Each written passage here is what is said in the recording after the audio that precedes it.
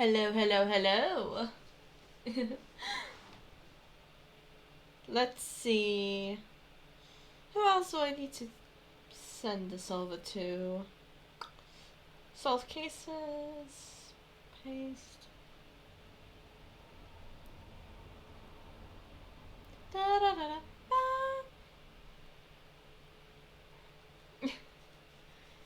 Ah, itchy.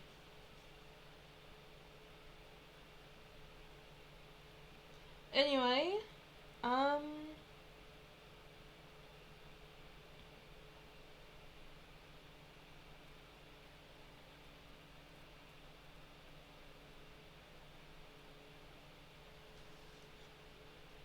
Okay. Yee, I am recording. Good. Last time I forgot. And only realized. Hi, I'm okay. Oh, give me a second. Let me just boop this over here. So, yeah, I got a chat box. I set up a little chat box thingy for myself. Because watching back like the streams back, I kind of noticed that like it's a little awkward with the stuff, like because I'm answering in the chat box and it's just, but like I don't mention the entire question and it's a little awkward. So I decided that I'm going to add a chat box to my streams to make it a little easier for me. Hey ho. Okay. I'm okay. How are you?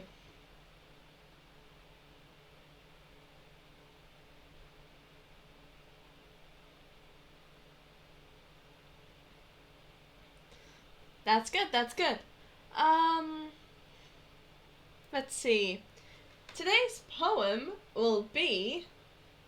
Let me just find it. Cause I had it up. I promise, but I see it seems to have run away from me. Okay, there we go. Today's poem will be Sonnet to 142. I'm sorry. Love is my sin, and thy dear virtue hate, by William Shakespeare. Love is my sin, and thy dear virtue hate. Hate of my sin, grounded on sinful loving. Oh, but with mine, compared thou thine own state, and thou shelter its merits not reproving. Or if it do, not from those lips of thine, that have profaned the scarlet's ornaments, and sealed the false bonds of love as oft as mine.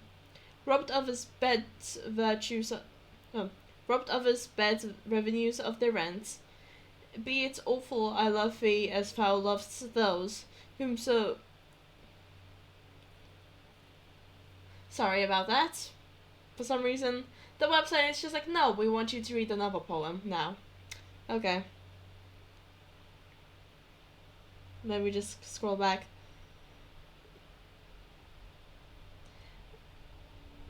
Be it lawful I love thee as thou lovest those whom thine eyes woo as mine importune thee.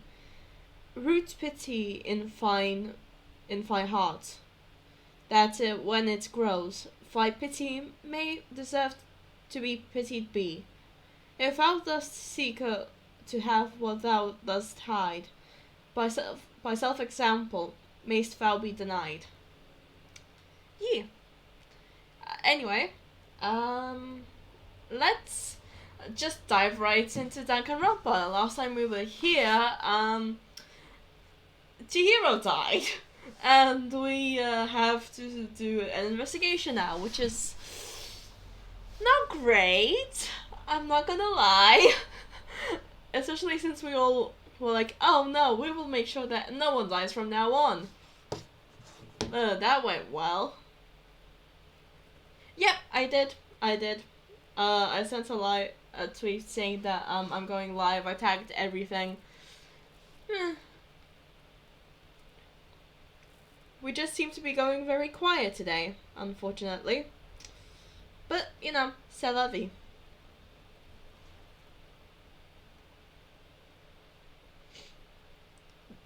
Now let me just turn on the disc audio. And let's just dive right in.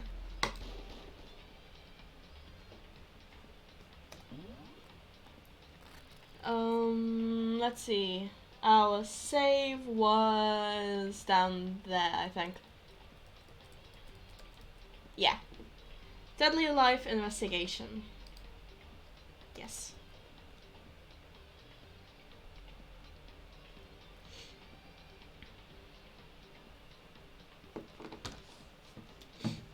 Sorry, I have some sniffles.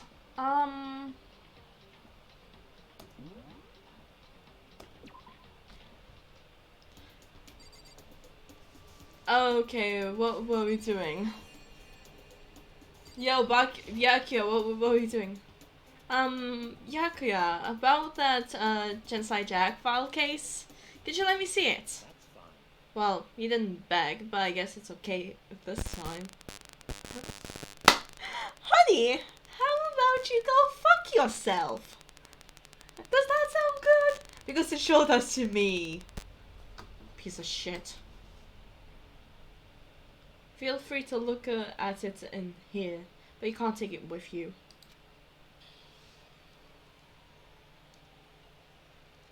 Byakuya handed me the file, and I flipped through it with tense, nervous fingers. Suddenly my hand stopped. I reached the page where the photos from the scene of each crime had all been collected. Oh geez, oh yikes, oh boy. A lot of scissors. The names of Genocide Jack's victims ran on several pages. Ken Harada, 32. Tetsuhiro Honda, 17. Shoji Gaku, 23. Kano Issei, 14. Takeshi Yoshida, 30. But aren't they all male? Oh, that sucks. Oh well, there's always the VOD. But yeah, aren't these all male? Komatsuna Taro, Takefumi Gono, Uchida Naohisa, Takeshi Masamune, Yuto Yumejima. There's no end to it. But one thing became perfectly clear as I read. All of the killer's countless victims were killed and suspended in exactly the same way. And on the scene of every crime, the word bloodlust was left in the victim's own blood. Yeah, it is. Now take a look at the next page and you'll find another interesting tidbit. The next page. Reuse of asset, let's go! Yeah, I now have the chapbook. Chatbox. Lots of raspberry jam everywhere, yeah. Profiling results. All of the crimes took place either on weekdays or at night, or during holidays, either day or night. The most common time for the killings to take place was on holidays in the afternoon. Based on these facts, it could be suggested that the suspect may be a student. Evidence suggests that the suspects lingered at the scene, but when they did leave, they were in a panic. Because an eyewitness has never come forward, it is unlikely that there was any external reason for this. This confused behavior suggests that the suspect may potentially suffer from dissociative identity disorder. So, in other words, the key point here is that the culprit may well have a split personality. A split personality, like the kind of thing you see on TV. So I'm part of another totally unbelievable case story. Not case, story. But this one is way more unbelievable than anything else up until now. Or maybe it isn't. I don't know. I feel like my mind has gone numb. Let's go. Alright, we should get going soon. Huh? Where are we going? Anywhere but here. We finished our business here, haven't we? Ah! Wait! Byakuya! The douche nozzle. As usual, Byakuya left and turned and left without another word. I hurried out of the library to catch up. Well, this is where we part ways. I have some things that I need to take care of before the class trial. Huh? Just all of a sudden like that? Come on. Enough of your annoying misapprehensions. Did you really think we'd be together the whole time? Take responsibility for yourself and do something useful. Move the investigation forward on your own. Well, goodbye. And just like that, he was gone. Just as quickly as he asked me to join him, he cut me off. In the end, I feel like I'm just some sort of plaything getting tossed around. At the same time, I uncovered something really important clues thanks to him. Genocide Jack, he's the one who killed Chihiro. And the murderous fiend is one of us. But who is it? I have to find that out no matter what it takes, and to do that, there's somewhere I must go to investigate one more time. I have to go back to the crime scene, the girls' locker room.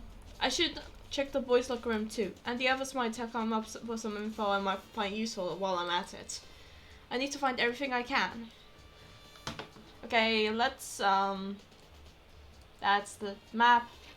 Let's double check our truth bullets as of now. Sakura's account, Monokuma file, locker room dumbbell, Mondo's account, card reader, main hall. Still a lot of unknowns, which is curious, to say the least. Am I going the wrong way? Probably.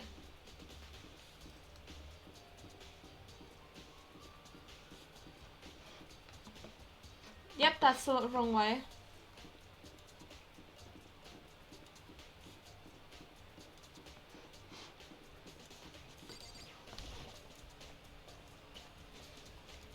Red jam everywhere, let's go!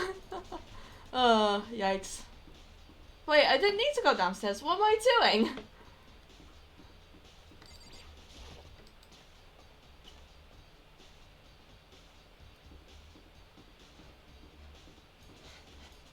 The pool.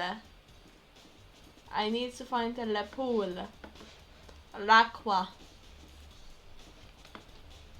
Okay, that's upstairs. The pool.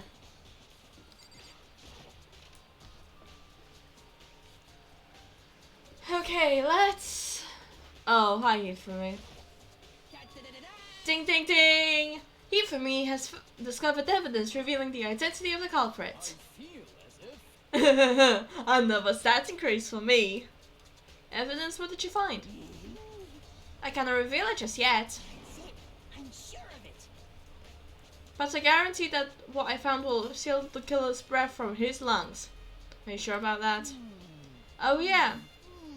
Miss Ludenberg said she witnessed something worthwhile too. Really? What did she see? She refused to tell me. It's like when a girl bullies a boy she likes, right? Right? Okay, so where's Celeste now? The warehouse where the tombs. She was there, but at the same time not there. What's it going to be?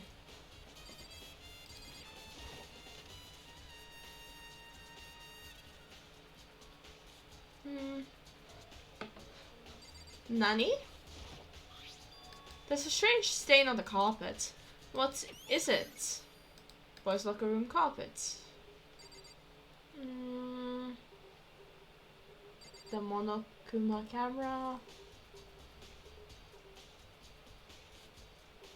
Okay. Oh.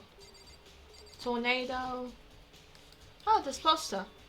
It's a popular boy band called Tornado. Somehow it doesn't quite seem to fit into the boys' locker room. I'm pretty sure it wasn't there before.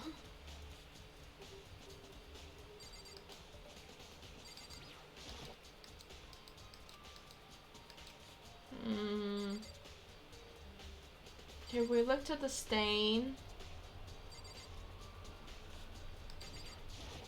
Yeah, that's just a stain. Hello.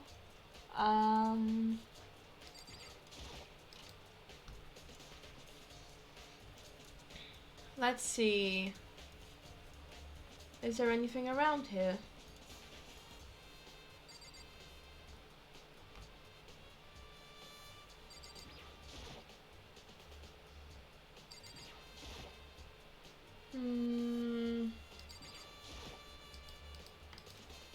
Guess not. There's no clue here.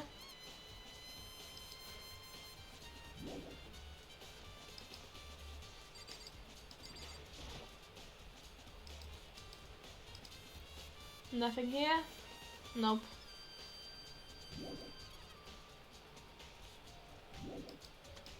Yeah. You seem very excited to be able to see what you said on the stream. Oh? Wait, what was that? What was that? What was that? What was that? What was that? Oh no, that was just a door.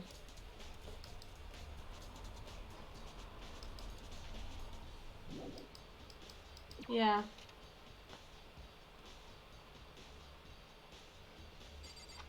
Let's go to the girls' locker room. Oh.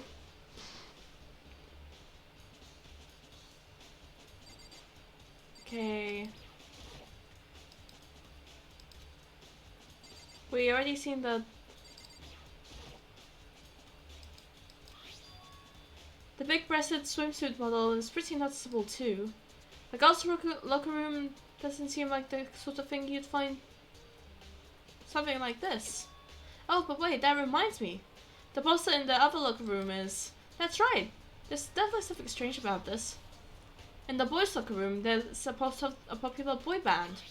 And in the girls' locker room, there's a poster of a big-breasted swimsuit model. Could the posters have been switched? If they were, why? What reason would there have been? Someone who knows a bit about the locker rooms. Let's try asking Sakura. You spent a lot of time exercising in the girls' locker room, right, Sakura? Of course. I use it nearly every day since it's opened up. Sometimes Hina and I use it together. Okay then, let me ask you something. Do you think the posters in the boys' and girls' locker rooms could have been switched? I see. But there is something that has been bothering me about the locker room. You see, I like to drink protein coffee nearly every time I finish exercising. We have protein coffee in the warehouse. It's not the highest quality, but I don't have a lot of other options.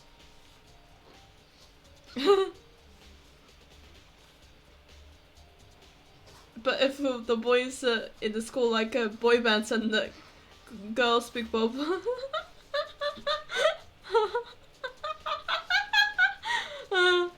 Oh gosh, imagine. It's not the highest quality, but I don't have a lot of other options. I mix protein powder with coffee and down a glass of it after exercising. Anyway, the other day I spilled some of the carpets in the girls' locker room and left a stain. A stain? Of course. But still, isn't it unusually clean? As if the stain wasn't there to begin with. There was a switcheroo. Something is unusual.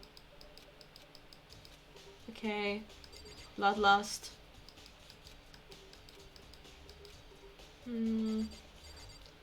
Let's ask Mondo. Okay. Let's go ask Hina. Oh. I need to go talk to you. Kyoko. Indeed. Generally speaking. However, But I have to get going. There's something unrelated I have to take care of. Something besides the investigation. What is it? Nothing you need to worry about. Just concentrate on the murder. But... so then. Before I go, let me give you one piece of advice. You should examine Chihiro's body one more time. Thoroughly. Also, her handbook is missing. You might want to determine the... Poor mijo. You might want to determine its whereabouts. Goodbye. That's all. I'll be praying for your success. With that, Kyoko left and turned and left the girls' locker room. Chihiro's e-handbook has been added to the Truth Bullets section of your handbook. Kyoko said I should examine the body one more time. I know she said thoroughly, but I do have my limits. Well, I'll give it a shot anyway. Let's see. Chihiro's hands are bound with what looks like some kind of rope. The position is used to prop her up in a sort of crucifix position. Huh? This rope has a plug? Wait, so then it isn't rope at all. But now that I think about it, the more it's not the only thing that concerns me. Chihiro's fatal injury is a blow to the head, which means someone struck her in the head in order to kill her. That's right. There's the issue of her being suspended and the fatal blow. At first, I didn't see any reason to think too much about either of them. But seeing them again after looking through the Genocide Jack file, something's not quite right.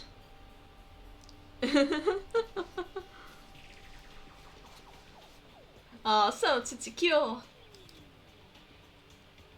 does it all mean? Well, one thing is most likely to tie all of these mysteries together is the true nature of the rope that was used to suspend Chihiro. And to figure that out, there's a certain place I must revisit and look over again. Plus I might look at the Genocide Jack files one more time.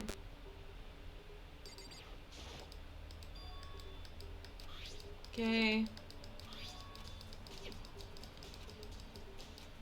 Oh, it's just repeats. Yeah. Genocide Jack uses scissors, and all of their victims are male.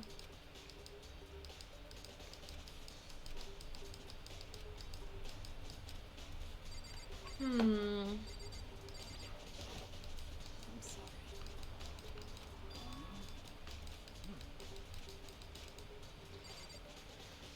Okay, I don't think I'll find any more out. So let's go talk to...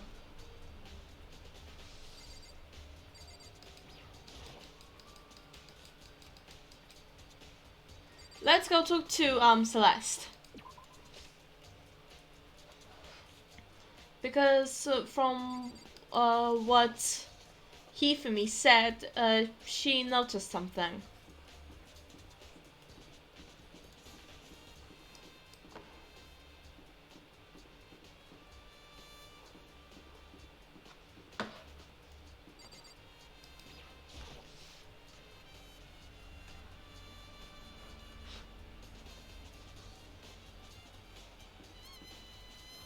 Map.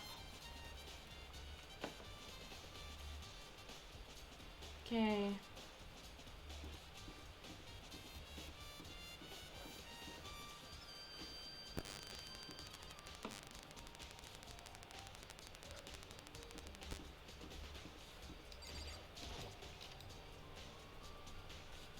Celeste? Oh, there you are. Celeste, what are you doing here? This warehouse is amazing. It has absolutely everything one might need to live a full life. From clothes to food to towels, there's an endless supply to choose from. I see that, but have you found anything related to the case? Most unfortunate. I knew you were going to ask me about that. I thought talking about the warehouse itself might redirect you, but I see that it was pointless. Then did you find something? Very well, I will tell you and only you. Actually, Last night, I saw her here. Chihiro's was in the warehouse. What, really? It was right before nighttime. what are you doing out this late? Oh, Are you planning to go exercise, perhaps? What? How did you know? Because I can see a blue track jacket sticking out of that duffel bag you're carrying. Oh, you're right. Thanks. Well, I'd better get going. I'm kind of in a hurry. She stuffed the jacket into her bag in a hurry. It was almost like she was trying to hide it. And just like that, she was gone. Yes, indeed. I assumed that she was merely stocking up to go exercise in the morning, but it would appear she ignored the nighttime rule and had headed directly to the girls' locker room. If she hadn't broken her rule, none of this would have ever happened. You get what you deserve, I suppose. So apparently, she went out into the girls' locker room late at night in order to exercise without anyone knowing. The strange thing is, there's no trace of the track jacket or the duffel bag Celeste said she saw Chihiro carrying, which would mean the killer would have gotten rid of them somehow. Okay. In that case, we should go check the incinerator.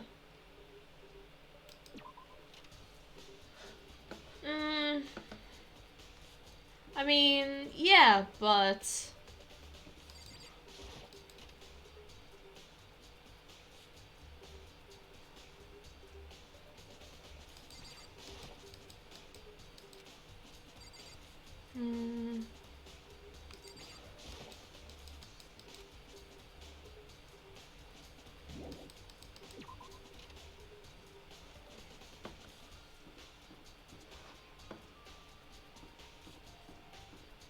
Let's see. Let's go check the incinerator.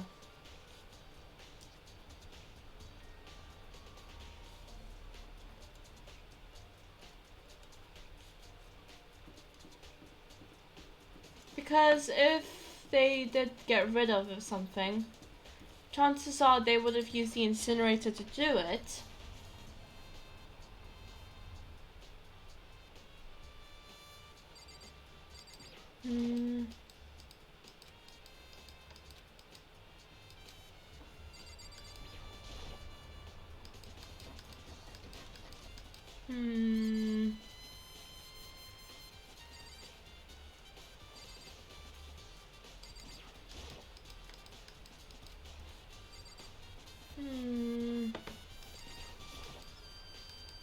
Yeah. I mean, and if Genocide Jack did in fact do it, they already could have had access. Well, they would have already had access to the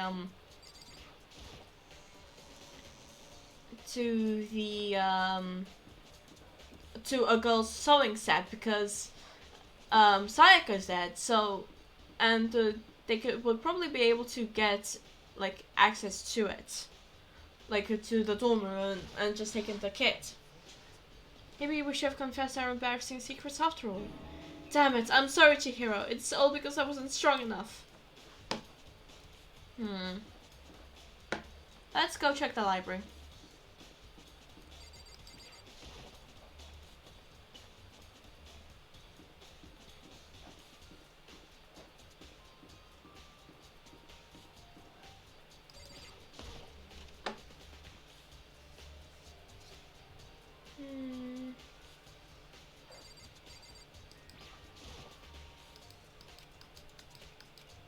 No, I'm looking at the lamp, you idiot. Huh? This lamp won't turn on. Oh, I see, it's not plugged in. The lamp's cord isn't long enough to reach the outlet here. Oh, that's right. Yakuya used an extension cord. But there's no extension cord here now. I wonder if...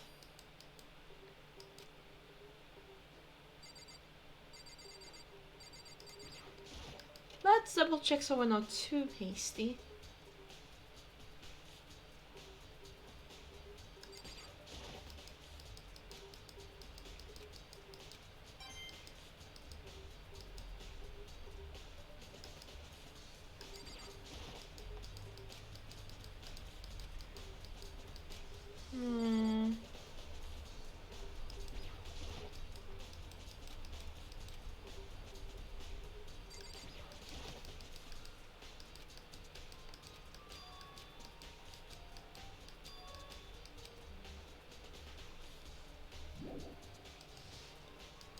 Welcome back. Okay. So let's go double check the body once more. Because I am thinking that someone who frequents a library or at least knew about the extension code used it to string up Chihiro.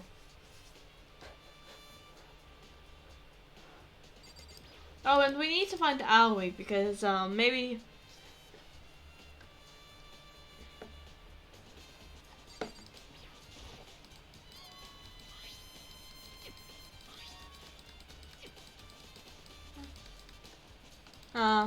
still the same old. No updates. Okay, let's use truth bullet.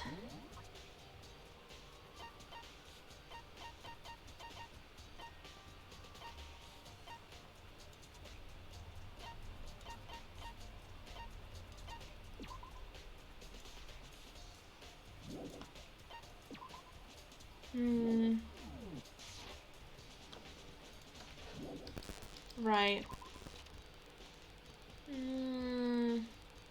What am I missing? Because I'm definitely missing something.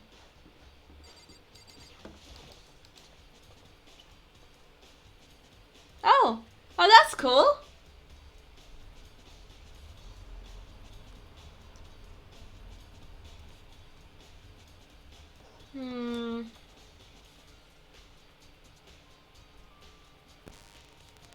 Let's see.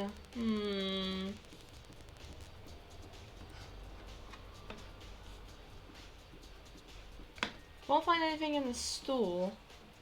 Do we need to check this? Maybe. Man, this is tough. What do I need to check? I don't think there's anything here.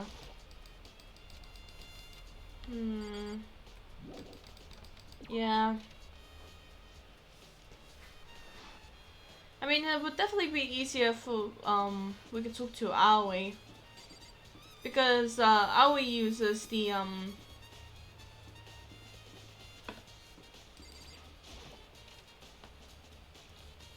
uses the locker room as well, so she could have noticed.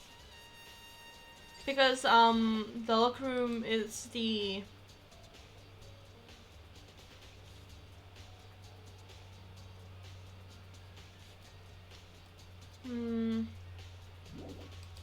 Yeah. Like, Aoi also uses the locker room because she spends a lot of time in the pool. So, maybe she could have noticed something, but I can't seem to find her.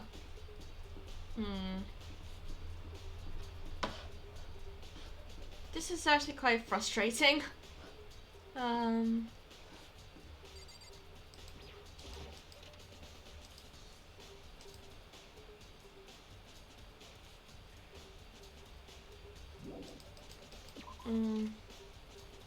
Let's see. They said something about, there's a place I need to return, and I also need to find the e-handbook. Oh wait, maybe the male locker room? Because, like, it's kind of obvious that, like, that for some reason, the entire scene was moved from the boys' locker room to the girls' one, because Sakura said that she moved the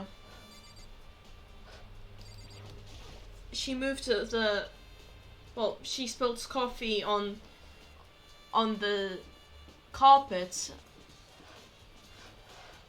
so there should still be a stain, but there wasn't, as if it disappeared, which means the original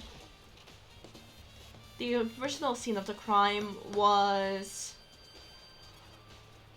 the boys' locker room.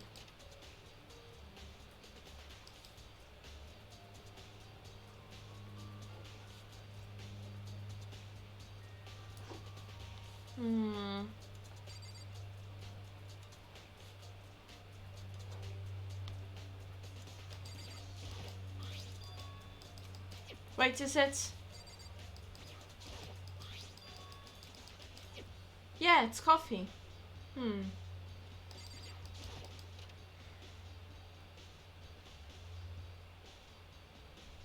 Wait, I don't think... No, we didn't find anything here originally, so... Maybe we should check the...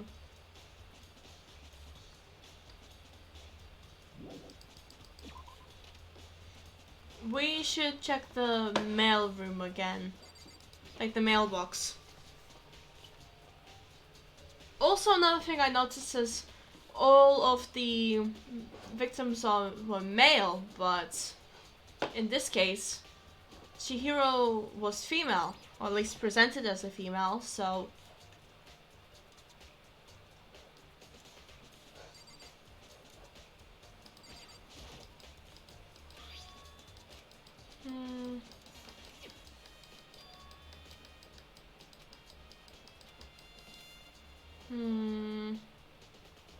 Okay, never mind.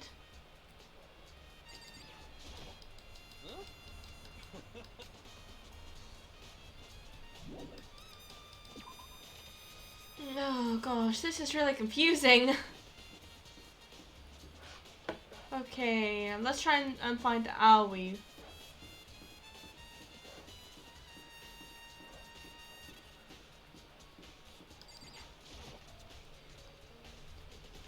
I'm kind of stuck on like what I need to do next because, yeah.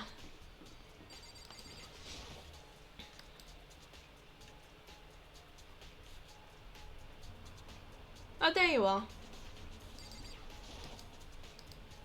Oh, Hina, how's Soko doing? Same as before, she won't come out and she keeps mumbling something about Genocide Jack. So I just left her in there. You left her? My head was all swimmy and I was getting pretty hungry. Yeah. Oh, but don't worry. I'll head back as soon as I'm done eating. Soko's not exactly pleasant, but I'm still worried about her. Speaking of which, what are you eating? Donuts, of course. Of course. There's two things I'm sure God created, outer space and donuts. Really? I bet your hero would like to eat more donuts. Maybe that was her one big regret. I should have tried to spend more time with her. Come to think of it, who did she spend time with? Well, she was a little bit strange. She didn't really hang out with the girls much. It was like she was trying to keep her distant from us. Actually, Sakura said something similar. She said even though you and her invited Chihiro to exercise with you, she always refused. Yeah, but it's true, and it wasn't just us. It's like she stayed away from all the girls. Was she just shy? I don't know, but she talked to the boys all the time. Isn't it weird to be shy around your own sex, but completely fine with the opposite one? Well, wait, maybe she was used to the guys spoiling her. The law says you can't judge a book by its cover, right? You think so? I never really saw her as that kind of girl. Oh no. Oof, that sucks. Oh no, we didn't find the handbook or anything. I'm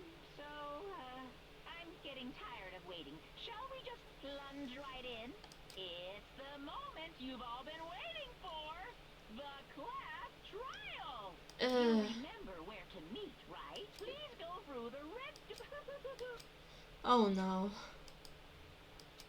It's about to begin. Fuck it, I'm saving. Wrong one. I'm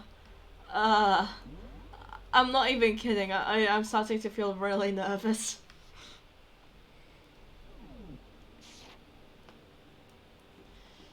Well, here goes nothing.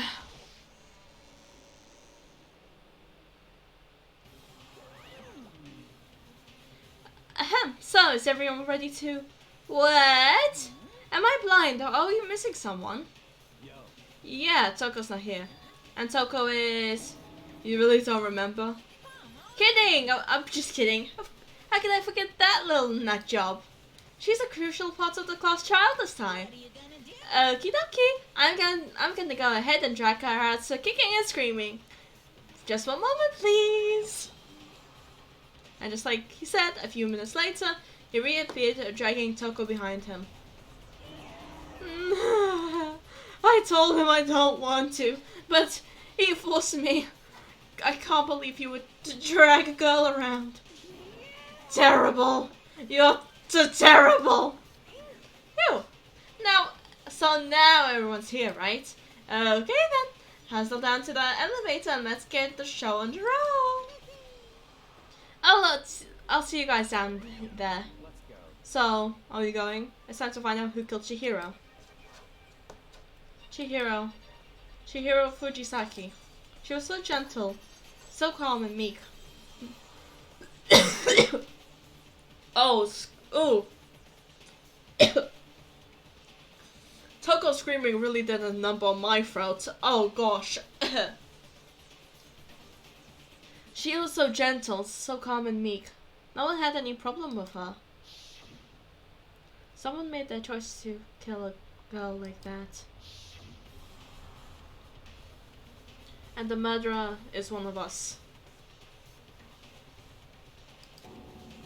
Someone standing right here.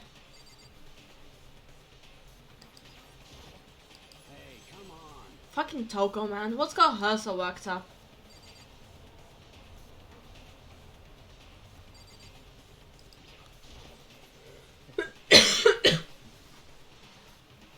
I gave you plenty to work with. Let's show us how far your logic can take you. There's something odd about Toko's behavior. I don't think mere shock is enough to explain it.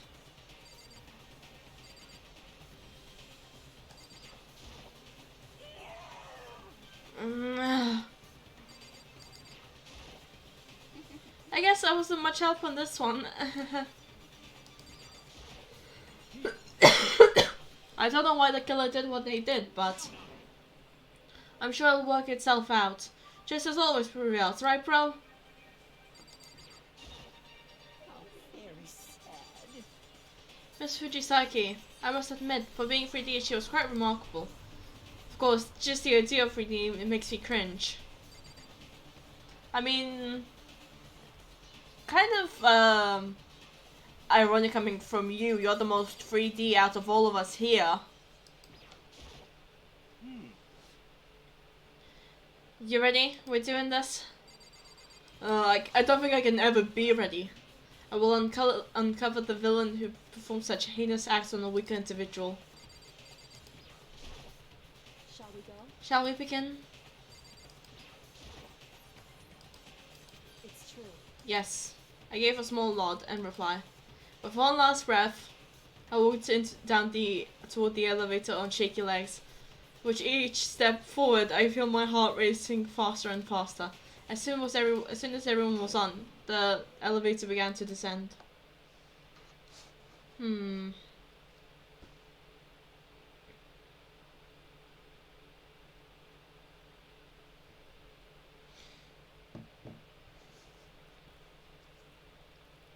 I couldn't get a handle over my emotions, and I couldn't stop speculating.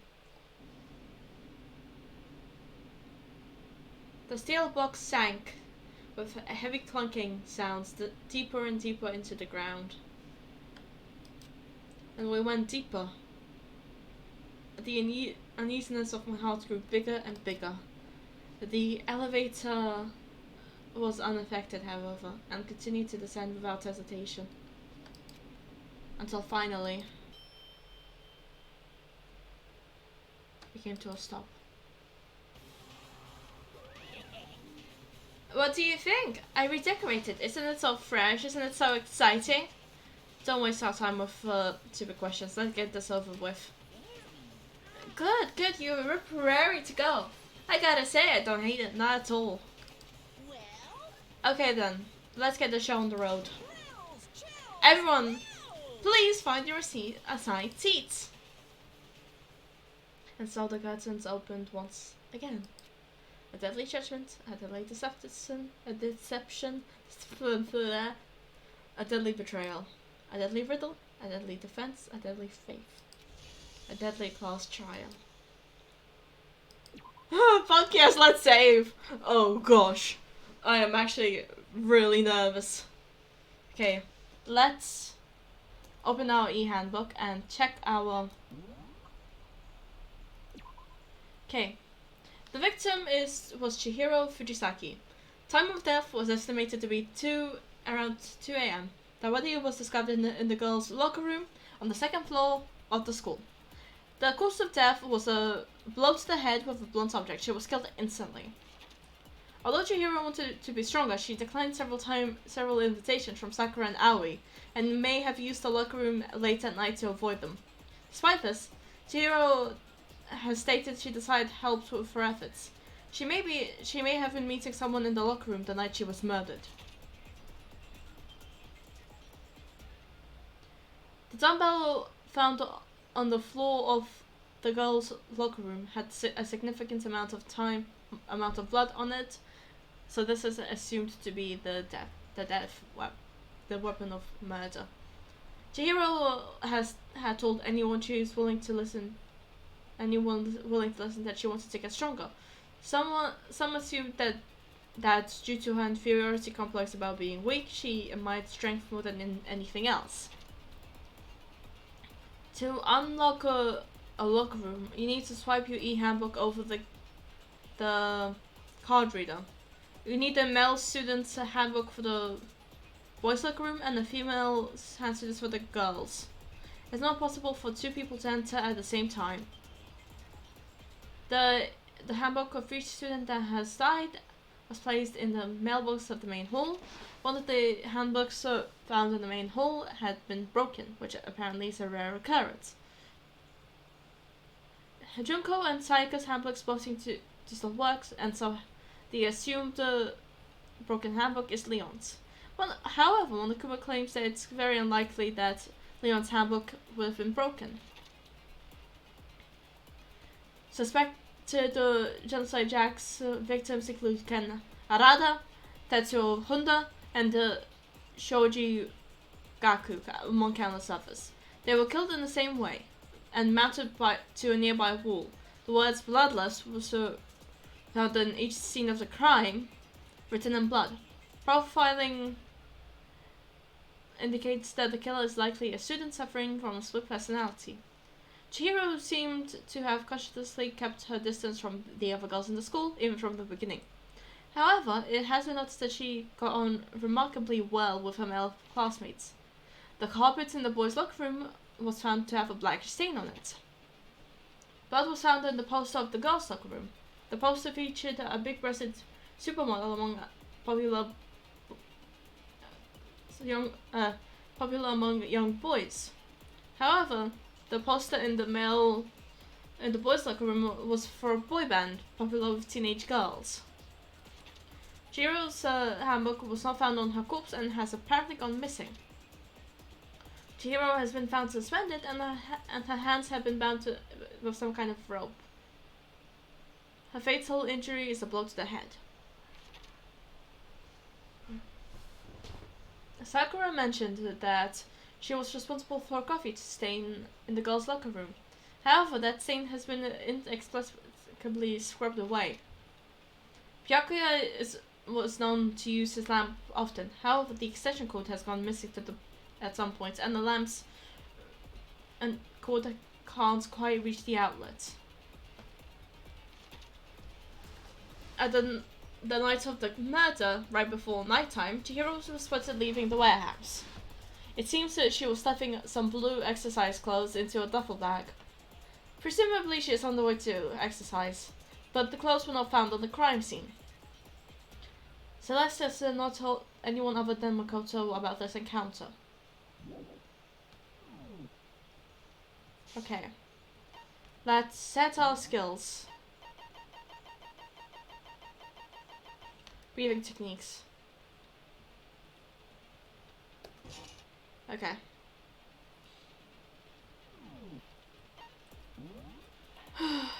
Here goes nothing. Wish me luck, guys! Let's begin with a basic explanation of the class trial. So, your votes will determine the results. If you can figure out who done it, then only they will receive punishment. But if you pick the wrong one, then I'll punish everyone besides the blackened, and the one that deceived everyone else will graduate. Okay then. So, first off, let's talk about the murder weapon.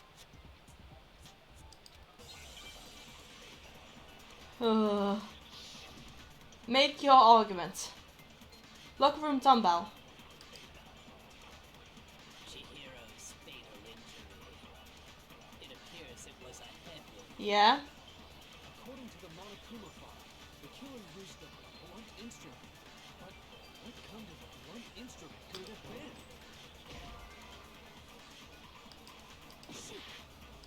Oh, whoops. Okay. Chihiro's fatal injury. It appears it was a head wound. According to the Monokuma file, the killer used a blunt instrument. But what kind of blunt instrument could it have been? I bet it was an iron pipe. No, that's wrong. Okay. Break. Can we agree that the object that dealt the fatal blow was the dumbbell found at the scene of the crime? It was covered in blood, and there was nothing else at the scene that could have caused that kind of injury. And the wound on the victim's head is consistent with the shape of the dumbbell. As far as I'm concerned, there's no mistake and no room for doubt on this one. You looked at her head wound? Yes! That's so creepy! Gyoko's like, yeah, that's my job. If you don't mind, I will proceed from here. Let's move on to discussion of the culprit. Although, I believe the criminal behind this heinous act is already quite clear. What? For real? Chihiro's killer is the fiendish serial killer, Genocide Jack. Genocide Jack. The fiendish serial killer. Did he really kill Chihiro? Yeah. Let's hear what about... For dissipate, lines of white noise will appear to disrupt your reactions. Your truth bullets will disappear if they hit these lines, so think of them as obstacles in your debate. There's a way to keep these white lines from getting in your way. Press the right mouse to silence to attach the silencer, which you can use to shoot down the white noise. However, if you shoot down an actual remark with your silencer instead of the white noise, the time limit will decrease. So take careful aim when you have the silencer out. Oh, but if your action's difficulty is set to gentle, oh phew, the white noise won't appear at all. Yeah, I set it to gentle because I'm playing more for the story than the actual gameplay. Strange, I know, but yeah. In which case, you can forget about the silence and just focus on the situation in front of you. Well then, good luck and have fun!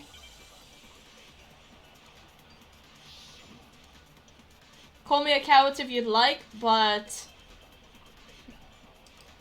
I set it to gentle. Culprit is Genocide Jack. I'm sure. Case closed, as far as I'm concerned. But that's impossible. Why? What makes it impossible? Well, I mean, come on. There's just no proof for it. No, that's wrong. Break. Might know one reason he could be involved. What? I found this file while I was looking around the archive in the library. I guess it's some kind of confidential file the police put together about the Genocide Jack case. What? That's kind of weird as shit, isn't it?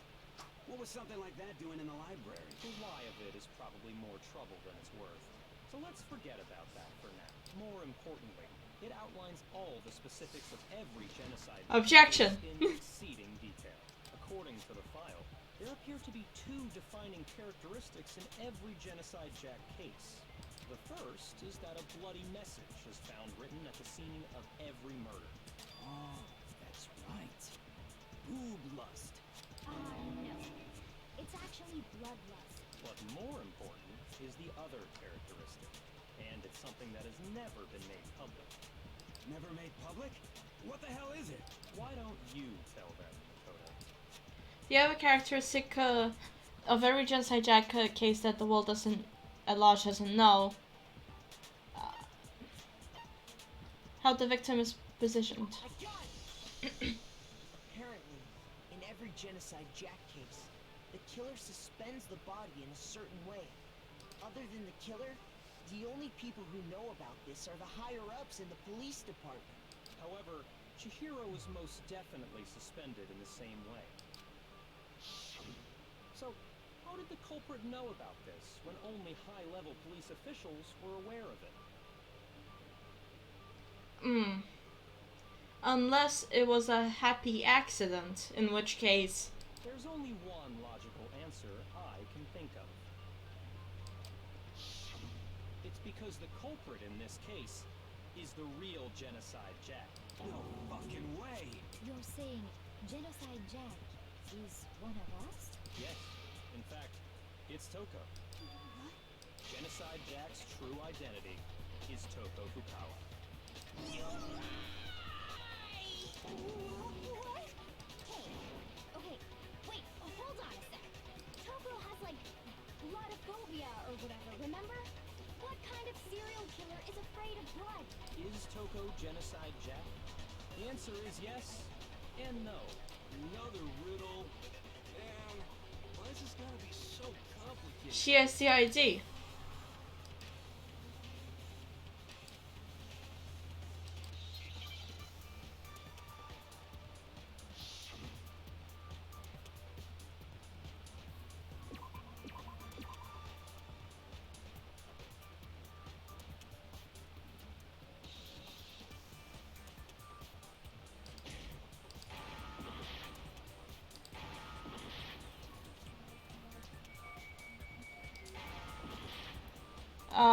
Escape.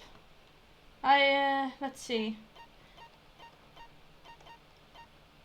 I don't know what the word is.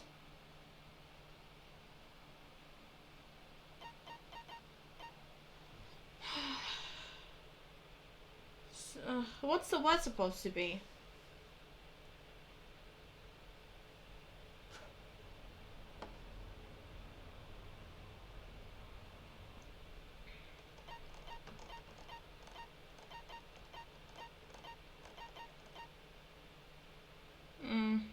I mean, I'm already like nearly failed my influence gauge.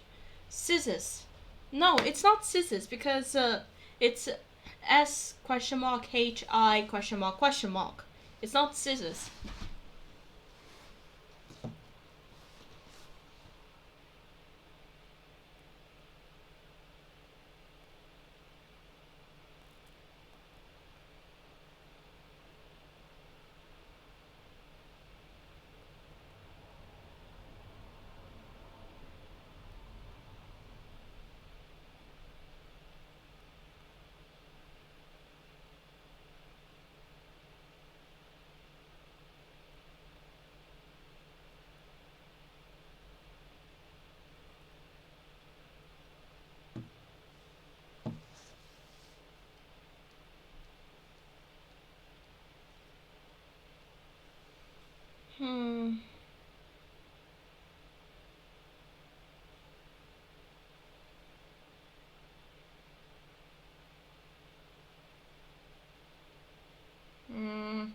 What's the word?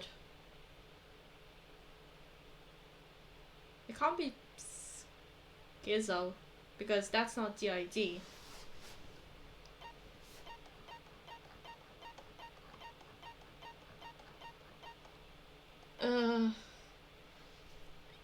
I'm stuck.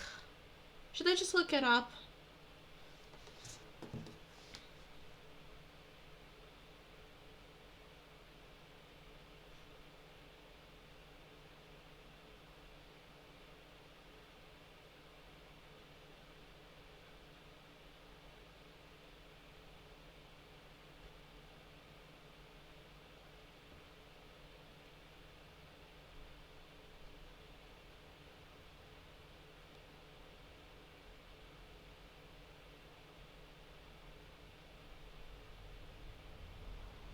I'm stuck.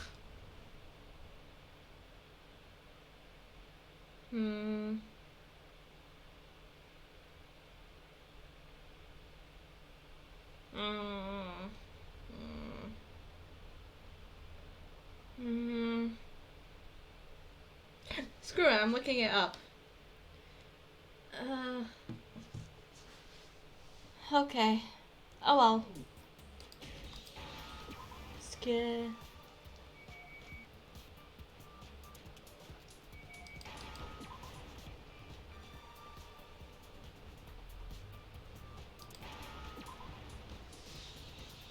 Now I understand.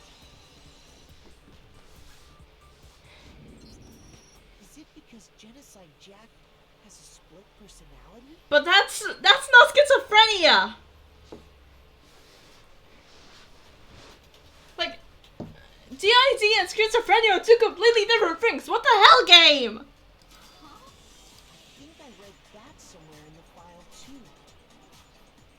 They thought that the suspect might have, what did they call it? Dissociative identity disorder.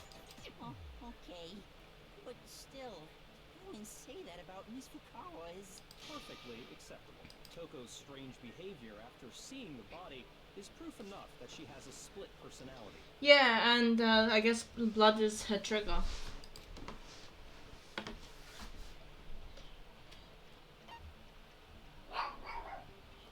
got it. You're talking about how she started acting totally different than usual, right? That's right. Think back. She fainted when she saw Chihiro's corpse, and then, when she woke up...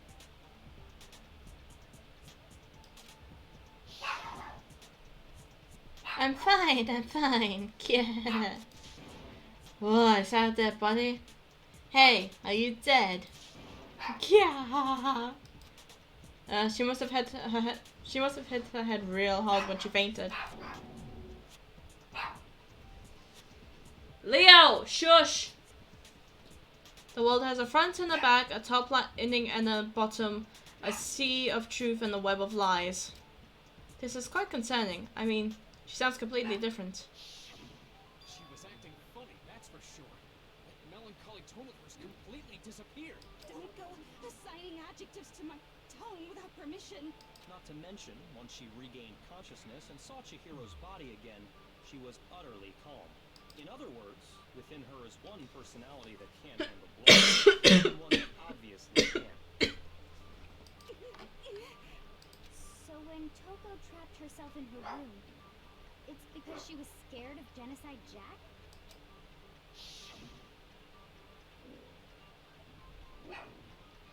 I won't let Genocide Jack have control. I'll drive out the killer, drive out the murderous fiend. The reason she locked herself in her room wasn't to keep other people from getting in. It was to keep her other personality from getting out. What? Toko was afraid. Afraid of the murderous fiend inside of her. Of killing even more people. How? Yeah. How can you know all this? I do believe you misunderstood her. What she's trying to say isn't, how can you know all this? No. What she wants to know is, how could you tell them? Huh?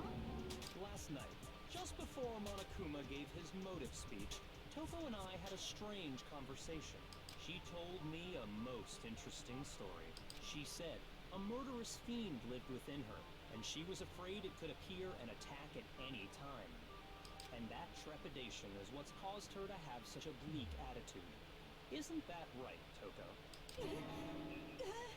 This is all a lie. Right, Toko? Said you wouldn't tell anyone. Oh no. What? You promised. I can't believe you lied. You have only yourself to blame.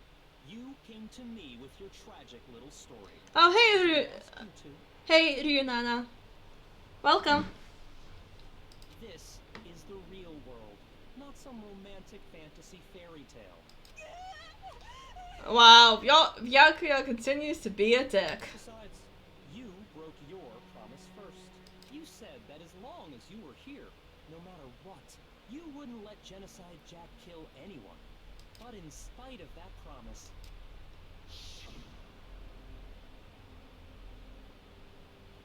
I'm sorry, I couldn't keep our promise. But don't worry, never again. I won't let Genocide Jack have control ever again. You said if I kept my promise, you would go out with me. Oh no. That's the only reason I promised. Oh no, honey, never trust a guy. How many times do I have to tell you? I never said that, but you weren't able to do it. You just couldn't resist that rush you got from killing, could you? I tried. I swear I tried to control it.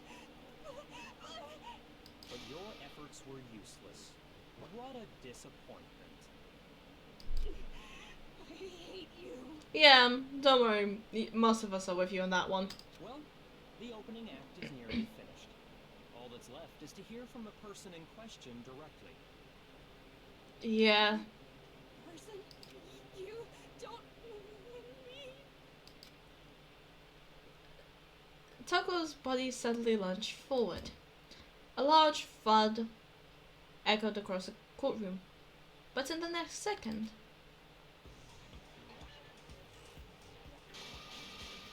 Hello there. Is it me you were hoping to see? oh wow, the voice actress really has some range. What the heck? So you figured it out, huh? Well, whatever. What are you gonna do? I'm the ultimate murderous fiend, Genocide Jack. Or better yet, let's go with Genocide Jill. Sorry, Jack, but we need your expertise in murder.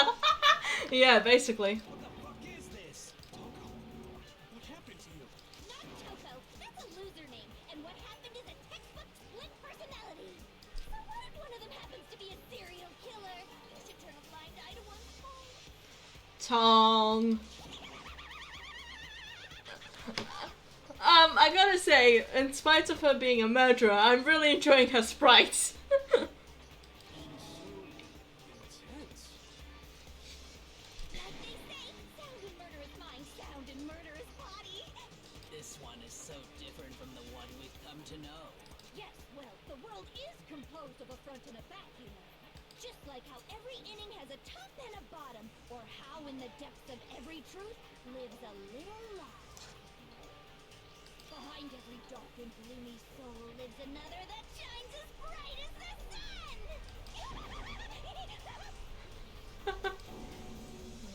sun! This is a murderous free Genocide Jack. This is beyond insane. Miss Jack, Jill, can I ask you a question? What's up? Some of us think you might be the mastermind behind our entire situation. What are your thoughts on that? Well, I'll tell you, I am the mastermind of all masterminds! Just kidding! It's not true? Of course it's not true! How dare you try to link me to that creepazoid?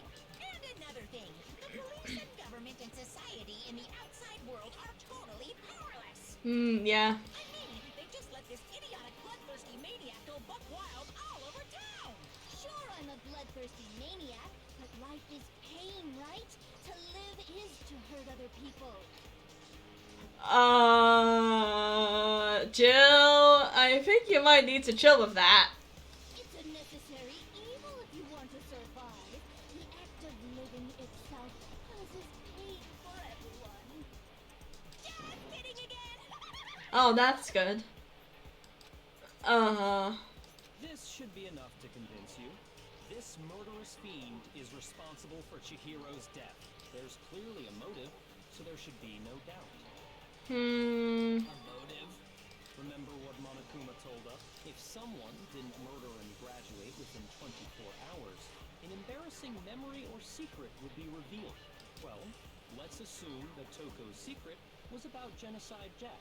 Yeah, I don't think it was Jill, honestly, because here's the thing. We know now that Genocide Jill is for definite a girl. And every girl had a sewing kit in her room. Which means why not go for the typical like the typical modus operandi of modus operandi or whatever of actually just using scissors to kill. No, instead that they used a dumbbell. they switched out the carpet from the male locker room to the female one. It doesn't make sense. If a secret like that came to light, Toko's life would have undoubtedly been forever ruined. So she had a very clear motive to never have that side of herself exposed. Interesting. Very, very, very interesting. But sorry, as much as I hate to admit it, I'm not the culprit. But I cannot imagine anyone other than you could murder someone in such a bizarre fashion. Maybe so, but nevertheless, it's the truth. Do you really expect any of us to believe you? Yeah. I could never believe a word you say, you monster. Maybe she's totally right about that, but something's still bothering me. What she said, I need to get some more details about all this. Make your argument. Status of the dead body. Sorry, but I didn't kill anyone. You say that, but do you really expect any of us to believe it? Perhaps if you had an alibi, that would change things. Oh, an alibi, huh? Now we're talking. When you compare your past murders to this incident, the modus operandi matches completely. What more proof do we need? Okay, but the modus, no, there's some, it's not quite right. Okay. Sorry, but I didn't kill anyone. You say that, but do you really expect any of us to believe it? Perhaps if you had an alibi, that would change things. Oh, an alibi, huh? Now we're talking. When you compare your past murders to this incident, the modus operandi matches. No, it doesn't match. Break. Are the methods of murder really exactly the same? I'm not so sure about that. They're not exactly the same, because Genocide Jill had access to scissors, the sewing scissors, but she didn't use them. I think there's a slight difference between the Genocide Jack cases and this one. Huh? How is it any different? Oh, you don't know? Well then, human garbage, let me tell you. I murder with passion and conviction. See, she uses scissors, but there were no scissors present. I consider myself a professional, and I have a very particular way of doing things. Imagine you go to a fancy Italian restaurant. They're very picky about the noodles, the sauce, everything. But what happened to Chihiro? It'd be like if that same Italian restaurant started using ragu or Chef Boyardee. This is no creation of mine. Well, let me rephrase that in a way that maybe makes more sense. I love how Makoto's like, what she's saying isn't making any sense. I need to talk about it. There are two clear differences between the Genocide Jack cases and this one. There's one clear difference between the I got it! For one, the cause of death is different. In the Genocide Jack murders, all the victims were killed the same way. According to the case file, they were all apparently killed with a pair of scissors. But Chihiro died from a blow to the head, right? Ah, yes. That is remarkably different from the other murders. Wouldn't it be strange for someone who kills the same way without fail to suddenly change their method? And there's more. One more conflicting detail. That's right. In my recipe of murder, if the bloody message is the tortellini, then the arrangement of the body would be the pesto sauce. Could you please stop comparing killing people to cooking? yeah, legit. You're making me hungry. Are you saying the other difference has to do with how the body was arranged? Like, I'm not even kidding. Them talking about tortellini and white sauce is actually making me really hungry. Right. The second difference is how she was suspended. What was used to suspend her? I got it! Slowly regaining our influence. Killer used to suspend Gouge, that's good. used some kind of rope to hang her up by her wrists. What is your point? Well, in all the previous Genocide Jack cases, something else was used to suspend them. Scissors again. Specifically, pairs of razor-sharp scissors. And guess what? I used my own specially designed scissors for the murders and the arrangement. Like I said, I'm a professional. So naturally, I'm very picky about the tools I use. Hmm. And you know what else? Big Mac said there's two differences, but he's wrong. Big Mac? Big Mac. We're Big Mac. Listen up, Big Mac. There's actually one more difference. Huh? My word, you really didn't notice? Take a look at who the victims were in each Genocide Jack case. They were male. Pattern there, just waiting to be discovered. They were all male.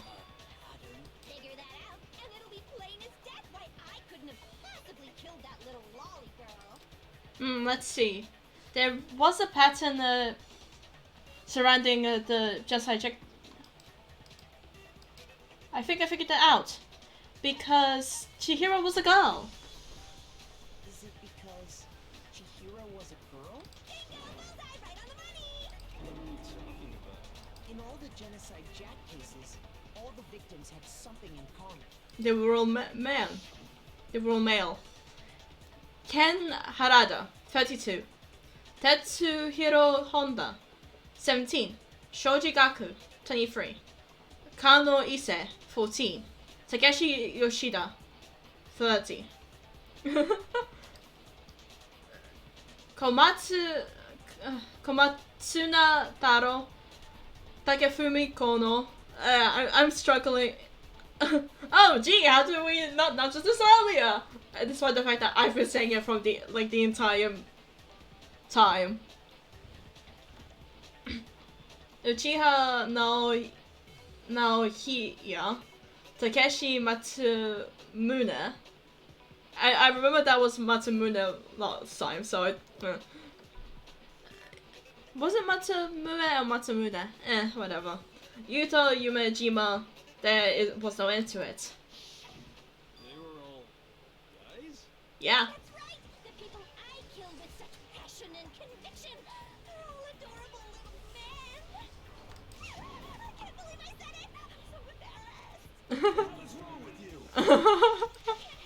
I'm just a full-throttle boy-on-boy fangirl, and the movie side of me just hates it. But now I'm on the fast track to becoming a full-blood fan madam. Yeah. Run, Yakuya. Actually, Not an adorable little man. You wouldn't kill her? yeah, actually no, I think they deserve each other. Would an Italian chef suddenly start making ramen just because they're both noodles? Don't be stupid. I have too much passion and conviction to cross that line. That's the absolute reality of a one and only. We get it. You've clearly explained your hobby and your philosophy. But that's not all there is to it. I really do ship them now. They deserve each other. It's a different matter entirely. When you're forced to kill in order to survive. Quiet, lolly car! Lowly, Kirk, Ah, yes! Go, Joel, go! Put him in his place! I don't care if you're a serial killer now. Just fuck him up! Go! Go, go, go, go, go! I would never kill for a reason as petty as mere survival. And if by some fluke I did kill to survive, why would I bother with the message and arrangement? It'd make me the obvious suspect. Yeah, he is a dumbass. That does make some amount of sense. Plus, whatever reason I have for killing, I would never leave out my prized scissors. Who would go out of their way to use a big, stupid, heavy dumbbell? Maybe you used the dumbbell because you couldn't find any scissors in the store? Put him in his place, Jill. Any scissors? Don't just use any scissors. I only use my own set of high-class envy of the entire world scissors. Okay, whatever. There still aren't any in the school. There are. Sure about that? There are. Da-da-da-da!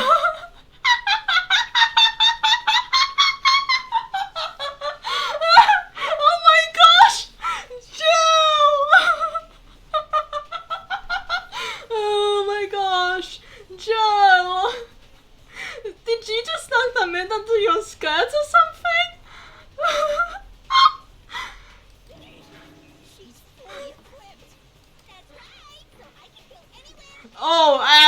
that would hurt. Just having some inside her. Ugh. Why would I resort to dumbbells or rope when I have my trusty scissors by my side? Like, imagine that she just kept them all under her skirt. That would be hilarious. Tell me I'm wrong, you can you gutter dogs, all of you. Not to mention, I have no clue how to tie a good knot. The rope's totally out of the question anyway. I have no idea what's going on anymore. Could such a heinous villain really be innocent? Yeah. But the body really was suspended, right? And nobody but the police knew about that. Yeah. That's why we figured it had to be the real deal, and not some copycat killer or whatever. Is there a rocket in your pocket? Are you just here to kill me? Oh, that's a good one. Actually, no. Hold on, there is one person. One person that could have copied the Genocide Jack cases.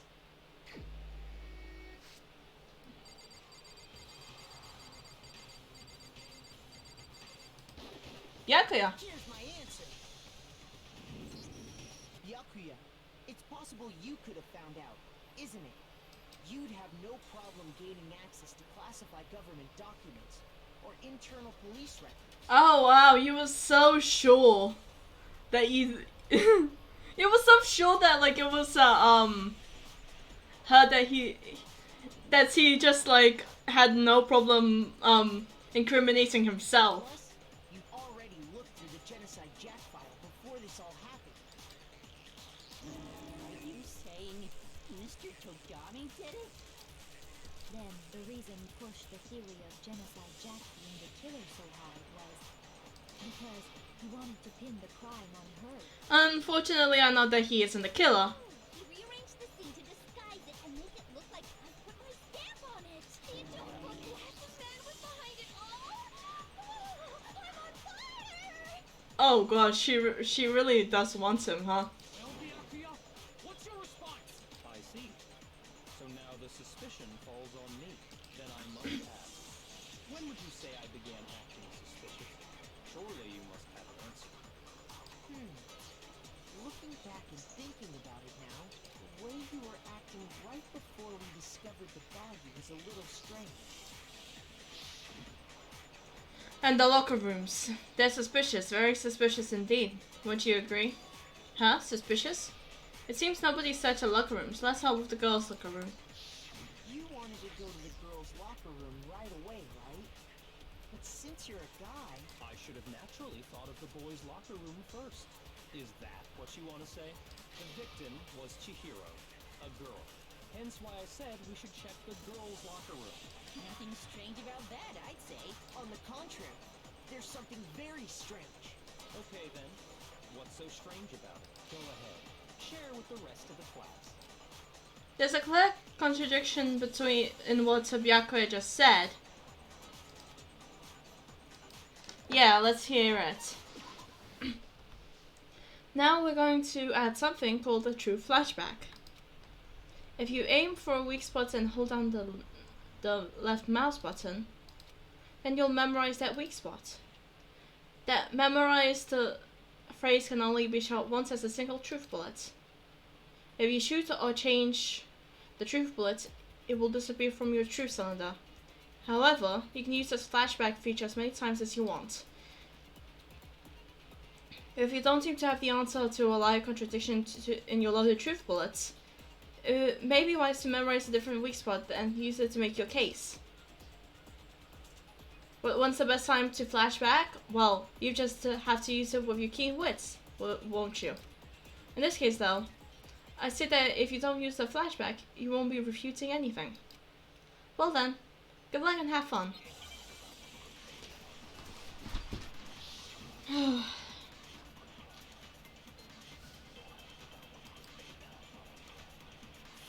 you said Byakuya was acting kind of weird before we found the body. Mm-hmm. But he was acting weird. If you're presented with the opportunity to check out the girls' locker room, You absolutely take it. Ew. It's a natural reaction for any guy. Ew. The victim was Chihiro, who was a girl. So of course I would suggest we check the girls' locker room first. There was no time for pointless distractions. What's so strange about that? You wish you'd taken me with you. Ew. Okay.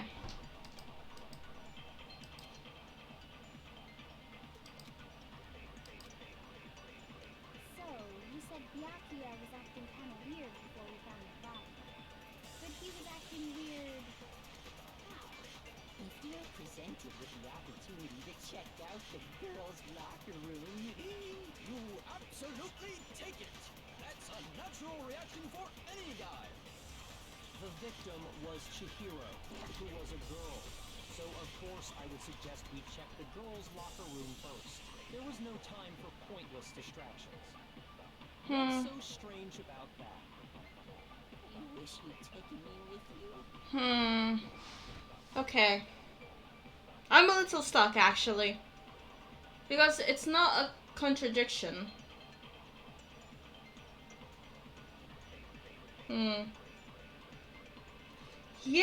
Yeah, they do.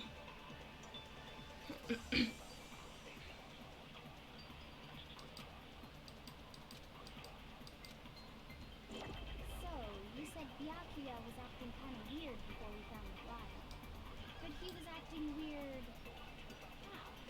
If you're presented with the opportunity to check out the girls' locker room, You absolutely take it! That's a natural reaction for any guy! The victim Oh wait, no, I know what the issue was now. girl. So of course I would It's like, suggest we check the it's like, girls' how locker did room he? first. There was no time for pointless distractions. What's so strange about that? How did he know that the victim was Chihiro? Wait, no, but she was missing. So, you said Byakuya was acting kind of weird before we found the body. But he was acting weird. How? if you're presented with the opportunity to check out the girls' locker room, You absolutely take it! That's a natural reaction for any guy! Because like, Victim was Chihiro. yeah, because here's the thing. We didn't know that like we were able to. Tell you what's so strange about that, because up until we actually discovered the body, we couldn't have known who the victim was. So your claim that you went to the girls' locker room first because Chihiro was the victim doesn't hold up. I see. That's a good answer, I must admit. Interesting. Very interesting indeed. But your reasoning is still too weak. What's wrong? Is that it? Surely you've got more than that. Go ahead. Show us. What's with Byakuya's attitude? It's like he doesn't even care. I got him cornered, but he's acting like it has nothing to do with him. What's the matter? You're not finished already, are you? There must be more to it. There is. I think. There is more to it. Think about it. We just talked about the differences between this case and past Genocide Jack incidents. The proof you're looking for is hidden in there. Oh? Proof that I'm the culprit, you mean? The differences between this case and the other Genocide with Jack murders. What could it be? Make your argument. Library desk lamp! Yes! Because the cord is missing. What? The difference between the cases? You want me to explain it again? When I want to kill, I use my very own special scissors. Right? I use those same scissors to arrange the body. Yeah. But Chihiro was suspended with... It was some kind of rope. Okay, this was the one. It absolutely was! then there must be something very fishy indeed about that rope. Hey, Byakuya, where'd you get it from, homie? I've never seen a rope before in my life. Wrong. No, it's wrong. It's the extension cord.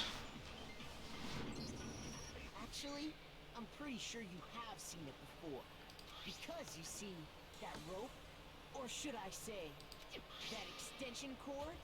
What? An extension cord?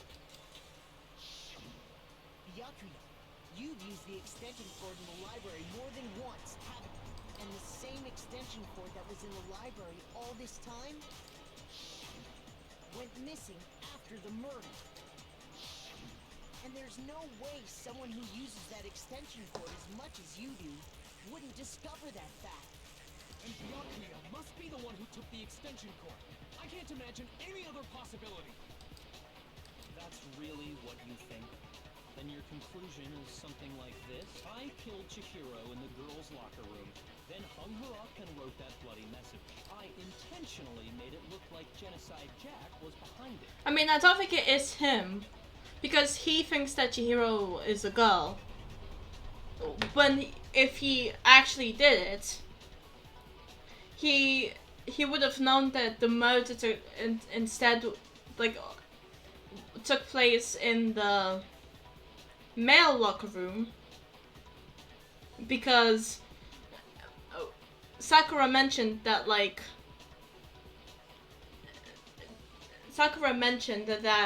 she spilled coffee in the girls' locker room and it stained the carpet, but the same stain showed up in the boys' locker room, which means that the carpet was moved. Is that about right? He's doing it again. He's totally calm, totally unconcerned, as if he's not even involved. Wait, not even involved. What's wrong? I asked you if you think that's what happened. Hell yes, that's what happened. So that's it, right?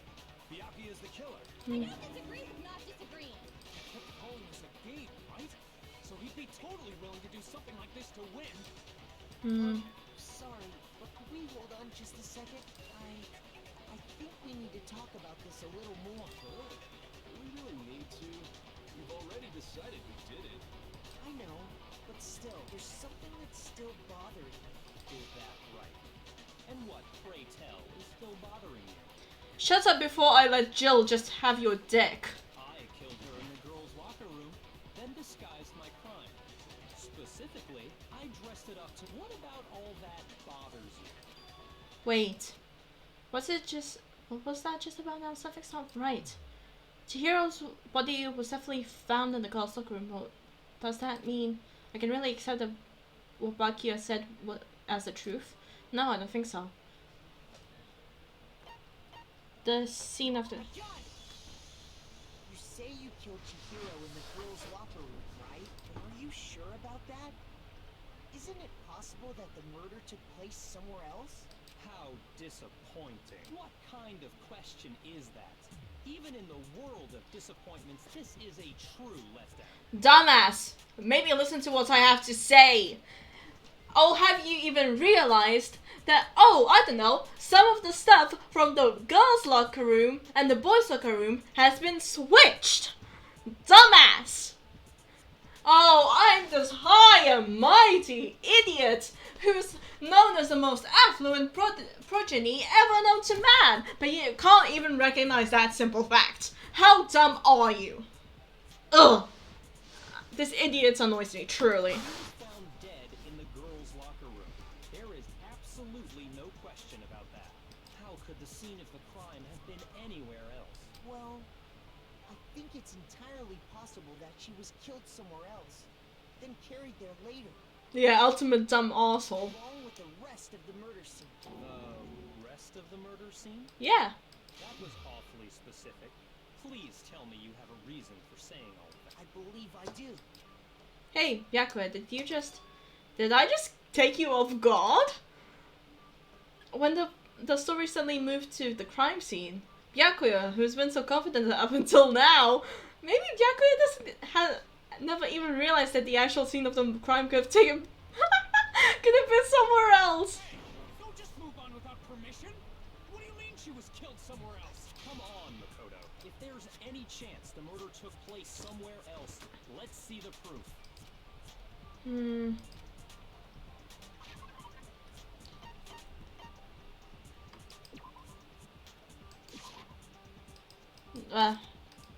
Okay. Okay, that's not it.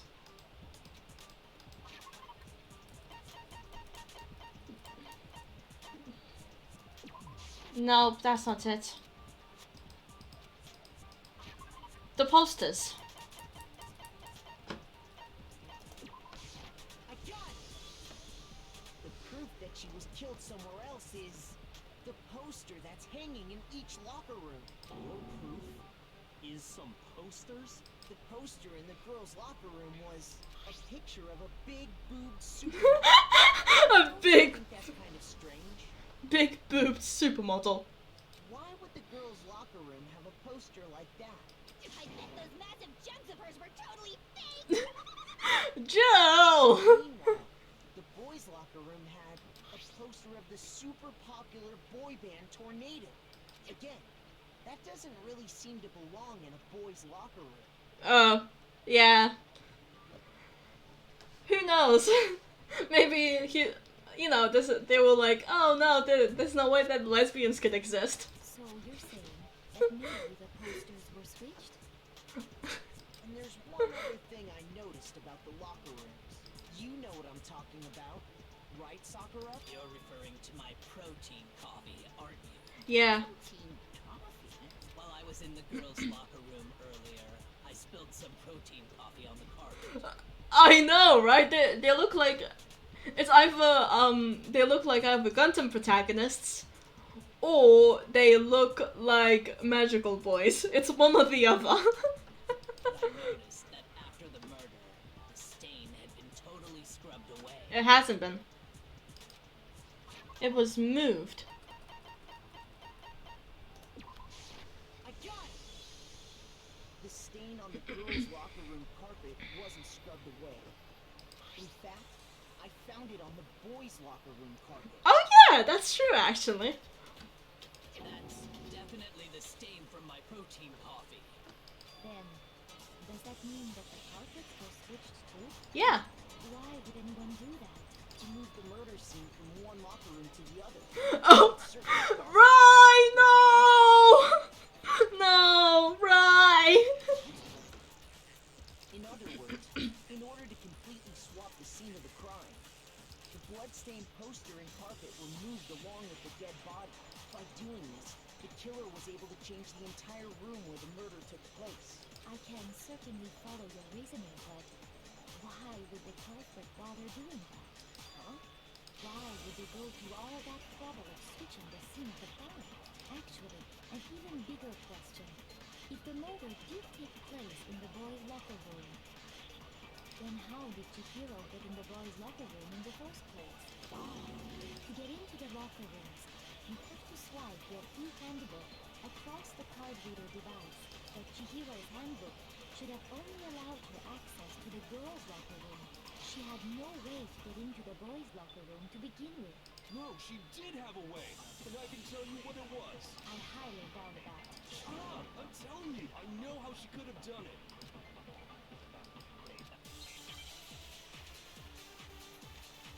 Make your arguments. Okay.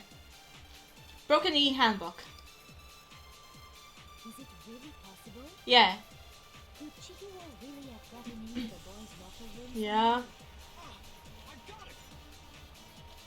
She must have hacked her e-handbook. No, that's not it. Oops. Oh well. Okay. Let's listen. Possible? Could Chihiro really Okay. have gotten into the boys' locker room somehow? I got it! She must have hacked her e-handbook. No. She was the ultimate programmer, after all. Hmm. I'm sure that would have been no problem for her. No, I don't think that's it. She used the thing that was in the main hall. Huh? What thing? I'm talking about Leon's handbook, of course. No, it's wrong. There we go. No, I don't think Chihiro used Leon's handbook. Why not? Because it's Leon's handbook was broken. Oh. Well, then, yeah, I guess that'd be pretty impossible, huh? I am struck silent by how quickly you gave up. Sakura's like, wow, you really are easy. Isn't there a regulation against using someone else's handbook? Actually, the rule states that loaning your handbook is prohibited. It says nothing about borrowing one. In other words, you could borrow a dead person's handbook all you want, and you'd be safe.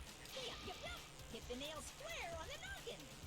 Of course, if it were broken, that wouldn't make any sense anyway.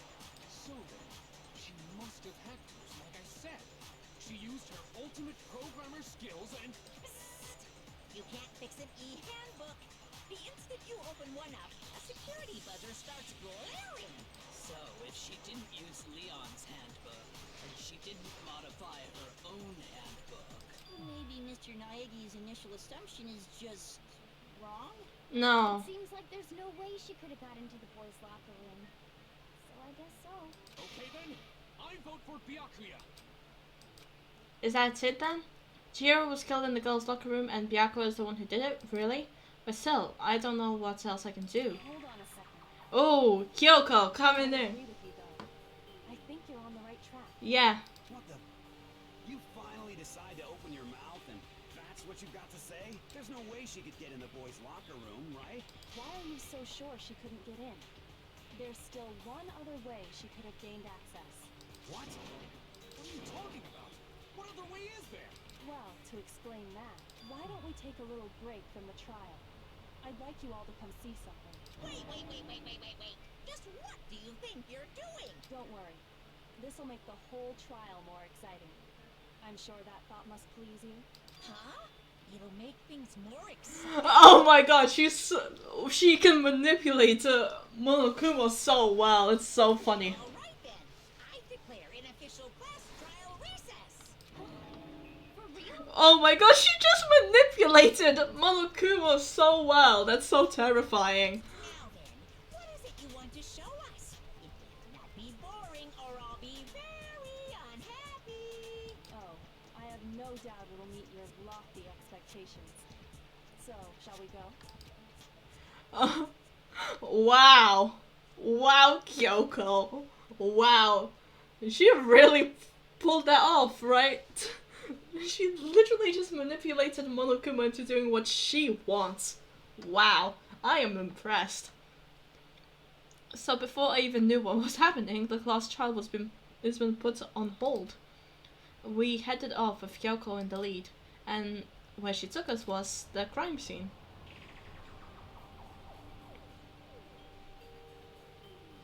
The girls' locker room? You already searched this place top to bottom. What are you trying to pull, Missy? I'd like you to examine the victim's body one more time. You want me to check it again? Be sure to examine the entire body very carefully. Take your time. Examine her. Can't He for me, stop it. using our hands? No way! It's probably best if I don't run my hands all over a girl's dead body. It's not that I'm freaked out or anything. It's just based on religious grounds, you know? Very well. I'll do it. But you're a girl. You shouldn't have to touch a dead body. Just let one of the boys do it. Yeah, but here's the thing. It's pretty obvious that, like, the crime scene was moved. Which means she was working out in the... in the male thing. So, and she was always more friendly with the guys than she was with the girls. So I would have to assume that she was in fact meeting a guy to work out with. And something happened. Oh, yeah. Yeah, they could have used it. No, it's okay. I think Chihiro would rather have a girl examine her. Are you sure about that, Sakura? So just leave this to me. Sakura. What is this? Some kind of secret girl-on-girl action? Is that what you two are about? That's not it at all. Stop screwing around. Okay, here I go. Not gonna lie, Genocide Jill is a lot more fun than Toko. I'm sorry, Chihiro. Please excuse the intrusion. Putting her hands together in a brief prayer, Sakura then began to quietly examine her body. Be sure to check her entire body, and I believe we will solve this particular mystery. Her entire body? I know you say that, but... What? This is... What is this? What is it? Not possible. It's not possible. Sakura's eyes were staring wildly at Chihiro's lifeless form. Her massive frame trembled. This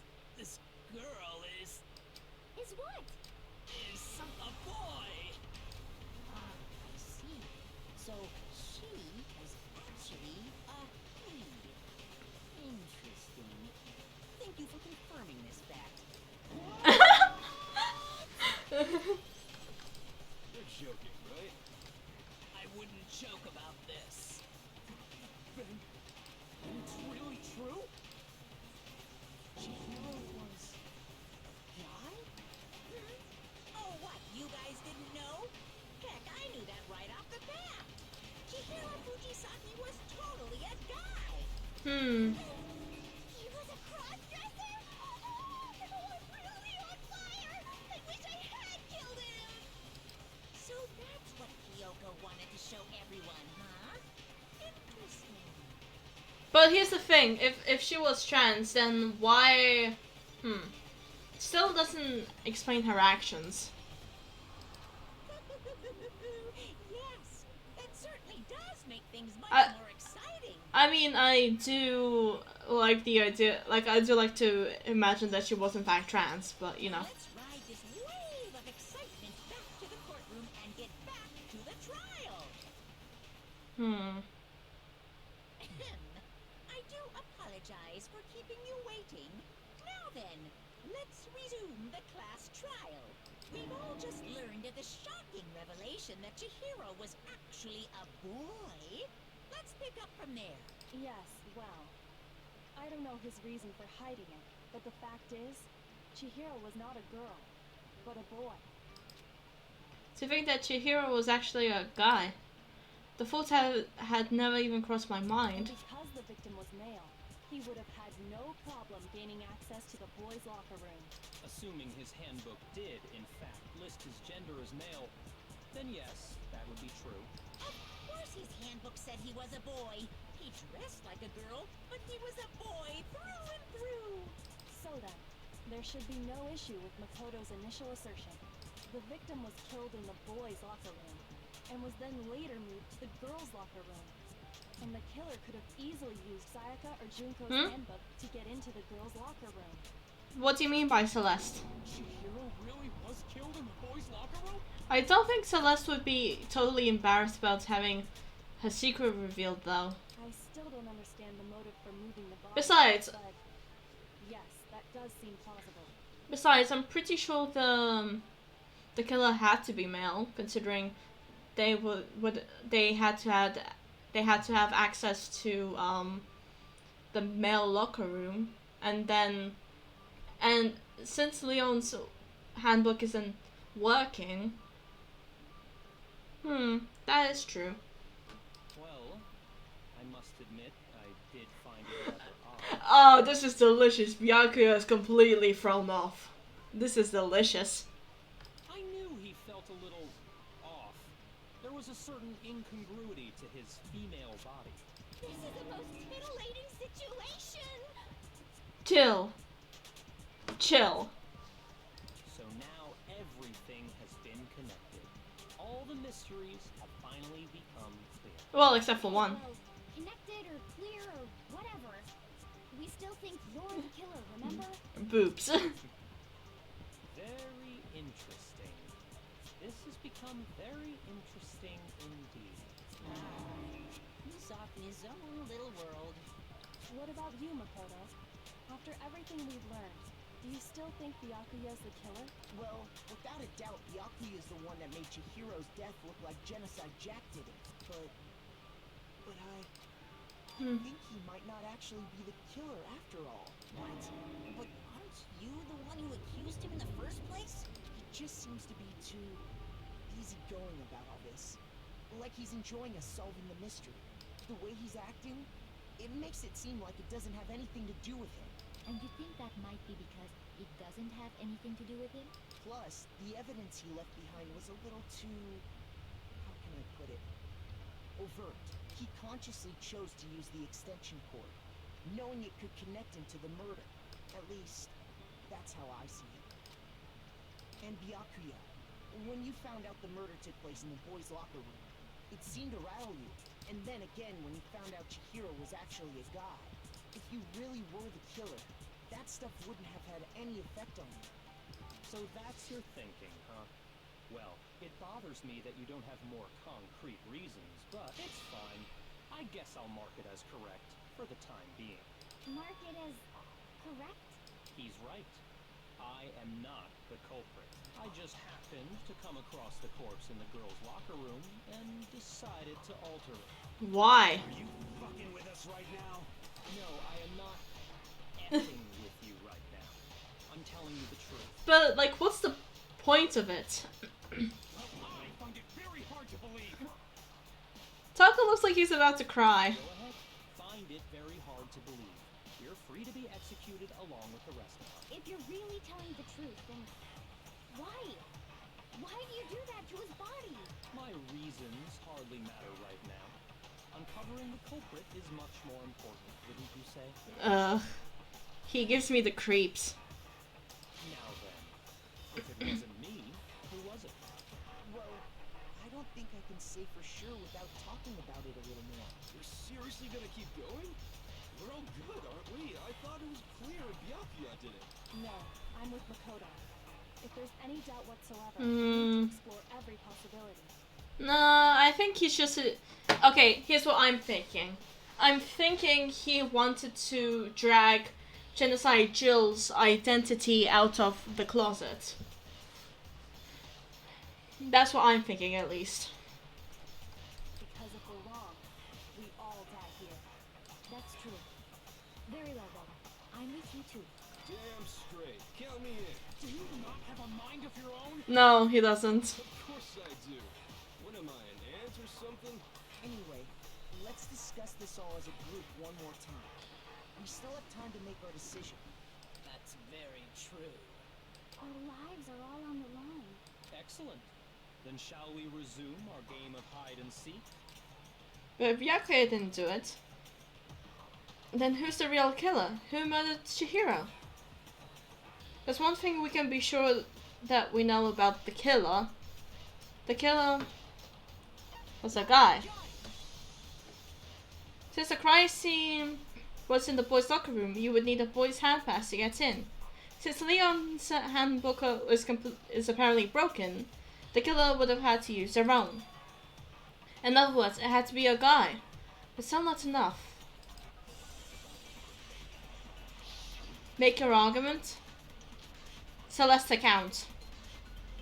Isn't there a single clue that might lead us to who did it? Clues are one thing, but did nobody get a look at the killer? I'm sure if someone saw the killer, they would have said something by now. Perhaps someone saw the victim at some point. Even that might be enough for now. Yeah. All we need right now is any kind of new info. Nope, that's not it. Ah, okay. That's not the one. Isn't there a single clue that might lead us to who did it?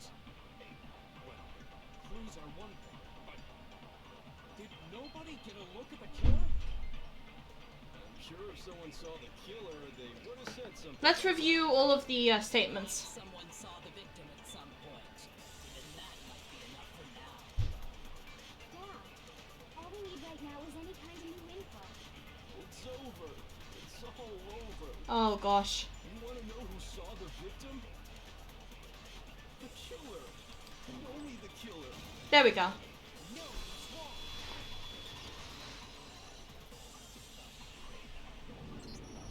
I believe someone else did see the victim before he was murdered. What do you think, Celeste? Now that you mention it, yes. I did see him. Really? Oh, but I suppose only Makoto knows about this. The rest of you had no idea, did you? That is why you're all making such ugly noises. Whatever! Just hurry up and tell us! It was last night, right before nighttime. I saw Chihiro in the dormitory warehouse. I saw him stuffing a track jacket into a duffel bag. And then, I assume, he headed off to exercise. Celeste is the type who likes to play her cards when she feels that it's best for herself, so I don't know. I don't think she's dumb. Double bag. We didn't find anything like that at the murder scene. It seems likely that the culprit destroyed them to get rid of any evidence. And that is when he said something that struck me as rather odd. But, well, I better get going. I'm kind of in a hurry. Chihiro told me he was in a hurry. But why would he be in a hurry? Only if someone was waiting for him, I should think. So, Mr. Fujisaki was on his way to meet with someone, and then they were going to work out together? But Hina and I had invited him to exercise with us plenty of times, and he always declined. Probably because he was afraid you'd find out the secret he was hiding, right? Which means that conversely, he must have trusted whoever he was meeting with very much, enough so that he was willing to risk his secret being revealed. Oh, what a marvelous friendship! The point is, whoever he met up with is the culprit, right? So we just gotta figure out who it was. But knowing what we know, I can't even guess. No. You already have what you need to make the connection. Huh? You know who the killer is. Seriously? Who is it? Who's the killer? Think back to the track jacket and duffel bag the killer disposed of. Focus on the details of these items, and it should become obvious who was waiting for it. Are you sure about that? Hmm. You really think we can figure out who did it based on 2 pieces of evidence that we don't have? Why? You want to track down some fingerprints or something? Even if we had the equipment, we wouldn't know how to use it. As was noted, the evidence is already gone. There's nothing to get fingerprints from. Maybe, but we can make certain inferences if we just take the time to talk it out. Easy for you to say, but fine. Celeste, did you notice anything special about the bag or jacket? The bag was just a normal duffel bag from the warehouse. All the bags in there are the same, so I can't imagine what would make that one special. Well, if I remember right, there was a decent variety of tracksuits to choose from. Do you think there might be some connection between the culprit and Chihiro's jacket? Perhaps. Let's explore that and talk a bit more about the jacket he took. Oh, this is actually confusing me. Does Chihiro's jacket really hold any clue about the killer? Somehow it's really hard to believe.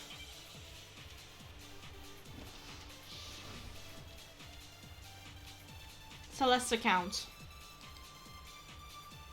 First of all, we know where Chihiro was headed.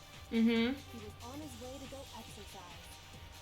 So next we have to ask, why did he choose the specific tracksuit that he did? What do you mean, the specific tracksuit? I got it! He picked that tracksuit because it matched the one the culprit was wearing. So, what you're saying is, the killer was wearing the same blue tracksuit as him? My tracksuit is black. I don't even have a tracksuit. Cause exercising sucks. I have a white tracksuit personally.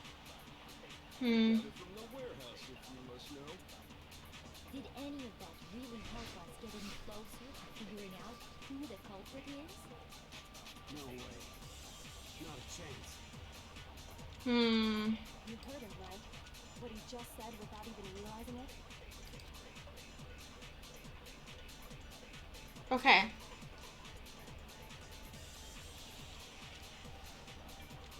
Right! How did he know it was blue? First of all, we know where Chihiro was headed. He was on his way to go exercise. So next we have to ask, why did he choose the specific tracksuit that he did? What do you mean, the specific tracksuit? I got it! He picked that tracksuit because it matched the one the culprit was wearing. So, what you're saying is, the killer was wearing the same blue tracksuit as him? No, it's wrong. Good eye, Blackbird. Good eye. Hold on a second, Mondo. What did you just say? Huh? What'd I say? When Celeste testified a few minutes ago, she said, I saw him stuffing a tracksuit into a duffel bag. And then I assumed he headed off to exercise. she never said anything about the jacket's color. So why did you say Chihiro's blue tracksuit? What are you just... Hey, Celeste, what color was Chihiro's tracksuit? As a matter of fact, it was blue. Good eye. Good eye. And before we began the trial, did you tell anyone that? The only one I told about any of this was you. Then, Mondo, how did you know what color Chihiro's tracksuit was? Because I just... I'm sure he saw the clothes at some point in the investigation. No, that can't be it. The bag and clothes were surely disposed of by the time we began our investigation. Then the only reason he could have known what color the tracksuit was Is if he saw Cherry with it before he died. That's the only possibility. Cherry? Are you talking about Chihiro? So, how about it? Did you see the tracksuit or didn't you? Oh wow, that's an impressive tongue swirl, Jill. Just by chance. I just happened to see it last night. Last night? Past me, and he was carrying the tracksuit in his hands. No, that can't be it either. According to Celeste's testimony, She stuffed the jacket into her bag in a hurry. It was almost as though she was trying to hide it. And just like that, she was gone. when Celeste noticed it, Chihiro made a point of making sure the jacket was completely in the bag. Good eye. Briefly, you couldn't possibly have seen what color the tracksuit was. It would appear you dug your own grave. Perhaps. But you handed him the shovel, didn't you? That's why you said what you did. Focus on the tracksuit and it'll be obvious who he met with? What a bunch of nonsense. Ah, now I understand. It was all one big bluff, wasn't it? Your true intention was to draw a slip of the tongue from the culprit. Ooh, That's why you said you knew clever. to put them on edge. Clever. However, Mondo was my target all along. I had my suspicions about him from the very beginning. Ooh, Why? What made you so suspicious? tell. Question. The way he talked. Oh, she's smiling. There was a certain turning point that tipped me off. Maybe you didn't notice it, Mondo, but you tend to refer to men and women differently. You only call guys dude. For girls, it's chick. And after he was killed, you happened to refer to him as dude. Once I picked up on that, it occurred to me that Mondo knew something we didn't. Ooh, clever. Notice such a tiny detail? Are you a witch? She's a witch! You're positively frightful. No, I'm not the frightful one. Not nearly as frightful as someone capable of murdering a friend. Oh. Mondo, was it really you? Oh no, Mondo, you were cool. Did you really kill Chihiro? I didn't kill anyone. You've been all over me, judging everything I say, putting words in my mouth. What gives you the right to treat me like a goddamn criminal? Yeah, he would never do something like that. This is a false accusation. It's true. My reasoning on that is pretty shaky. That was fast. Well, this does present us with a problem. It seems we are all out of leads. My time has nearly come. Aw. Mondo's so cool. My little ghost friend is telling me. Oh yeah, that reminds me. Hifumi, weren't you telling me you found some evidence? Really? What kind of evidence? Uh-oh. Actually, no. Now that I'm thinking about it here calmly, it might not be all that relevant. Jeez, does your confidence just get up and walk away? It's fine, man. Just tell us. If you really insist, then Yeah, the voice acting is really good in this. here it is. What do you have there? It happens to be an e-handbook. I found it laying on the ground, so I scooped it up. You found it on the ground, right? Then it must be Chihiro's. We know Chihiro's handbook was missing from the scene of the crime, right? For a fact. For a fact indeed. I was totally sure I'd found it. Then it must hold some clue about the culprit, right? Well, that's what I was hoping. But it's busted. It won't even turn on.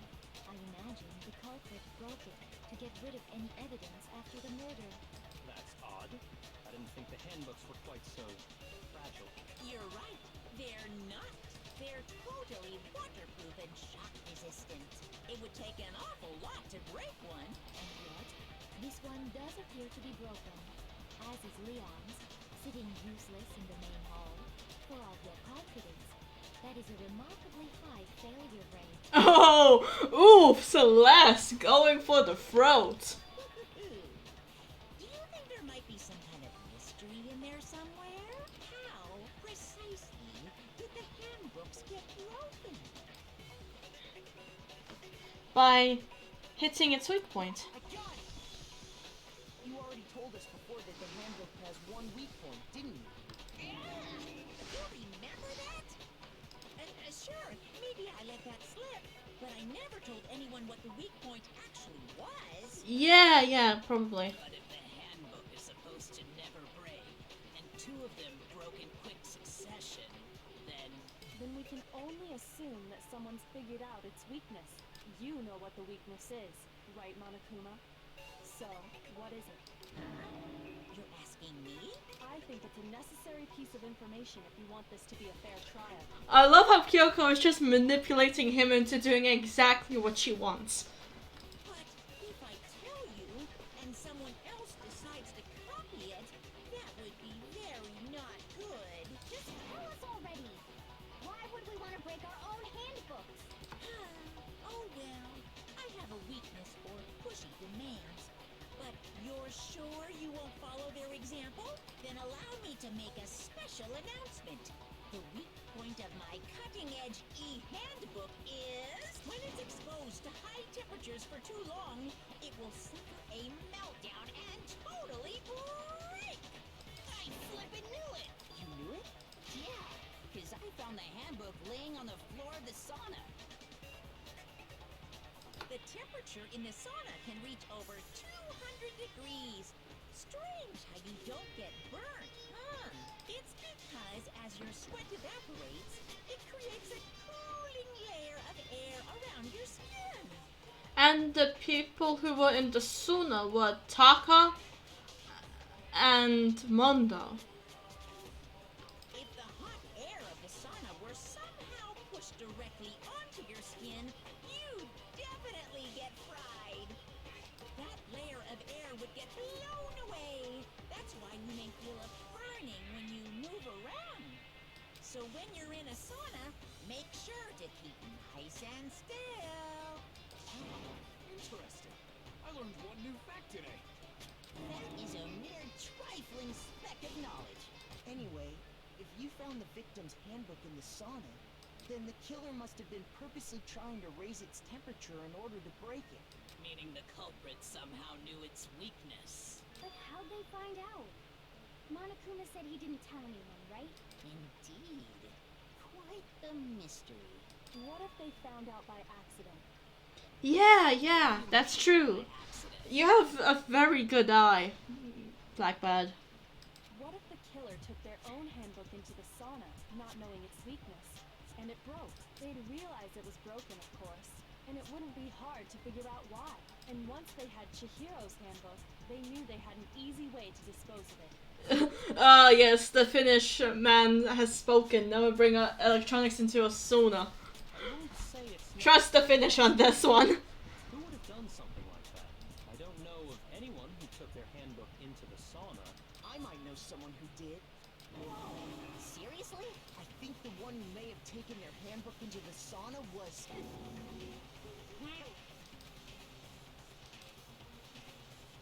It was Manda. Here's my answer. Mondo, your handbook got broken in the sauna, didn't it? What? Oh, poor Taka's taking it really hard because that's his new friend. Why? Why do you keep accusing him? Mondo and Taka had an endurance contest in the sauna not too long ago, remember? And for the contest, Mondo just so happened to keep his school uniform out. But little did he realize, he'd also left his handbook in one of his uniform pockets. And when it was all over, Mondo discovered that taking your handbook into the sauna could easily destroy it. No, wait, hold up. You've got it all wrong. He would never kill. I don't accept this. Show me the proof. The actual solid proof. Yeah, poor Taka. I feel bad for him. Because, like, that's his new friend. Who he made, like, a big buddy-buddy relationship out of. And now he finds out that his new friend is, like, killed someone. I mean, I don't want to believe it's either, but I found something that proves it beyond a shadow of a doubt. What is it? Make your argument.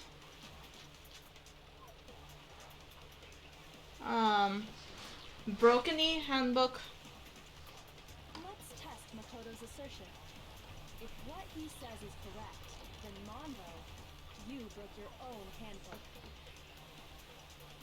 In other words, if Mondo's handbook is actually broken, then that proves that what Makoto said is right. Well, my goddamn handbook works just fine. See? Look! Okay. Makoto was wrong after all! Mondo wouldn't hurt a fly! Okay.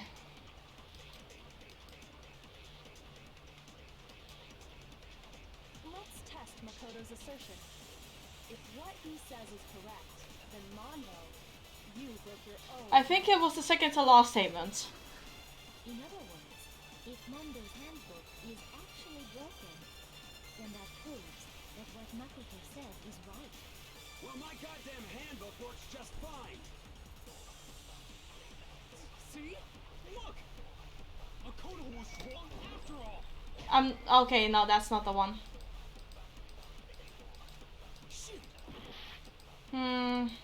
Okay. Let's try the first one then. Oh! Okay. If what he says is correct, then Mondo, you broke your own handbook. In other words, if Mondo's handbook is actually broken, then that proves that what Makoto said is right. Well, my goddamn handbook works just fine. See? Look! Makoto was wrong after all! Mondo wouldn't hurt a fly!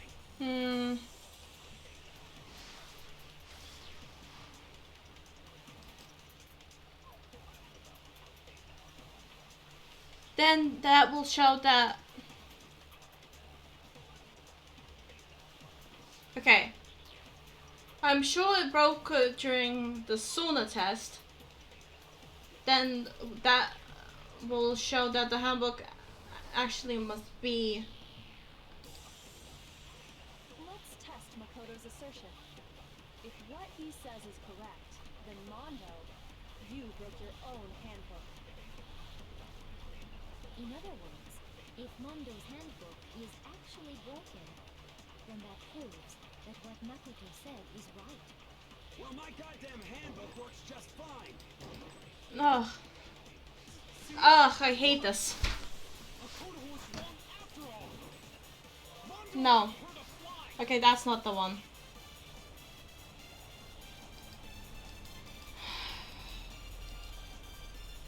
Let's test Makoto's assertion. If what he says is correct, then Mondo, you broke your own handbook. In other words, if Mondo's handbook is actually broken, then that proves that what Makoto said is right.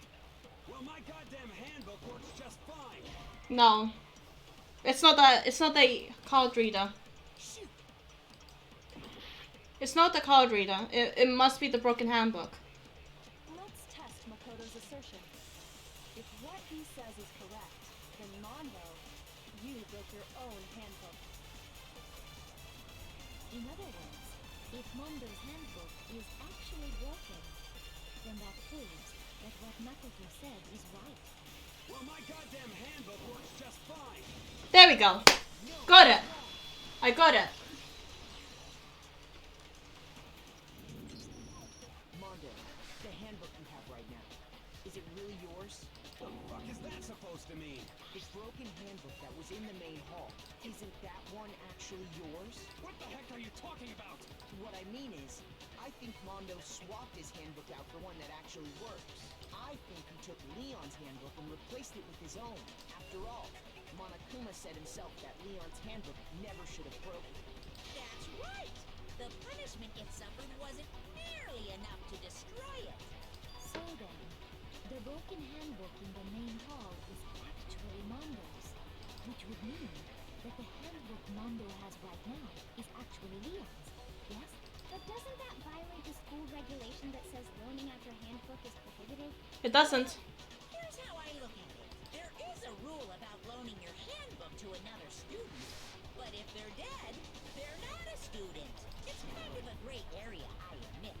But no worries. If anything, it just makes things more interesting.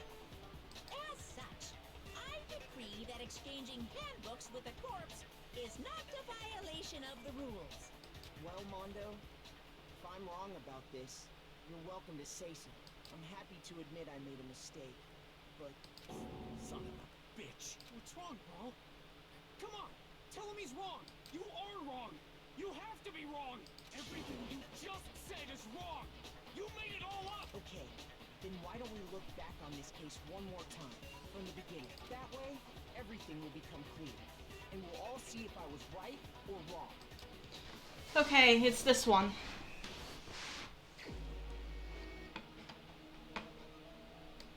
Okay.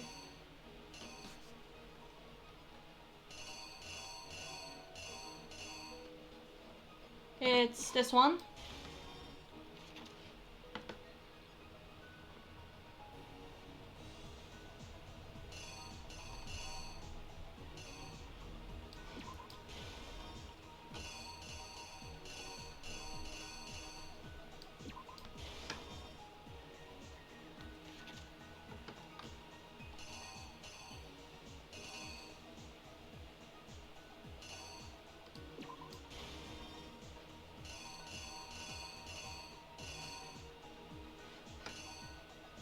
Okay.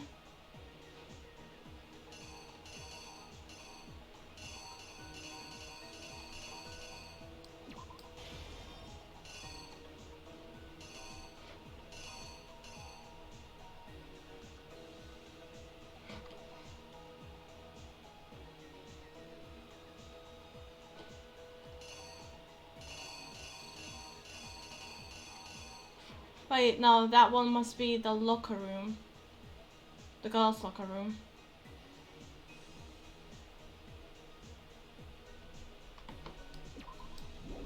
And this one must be...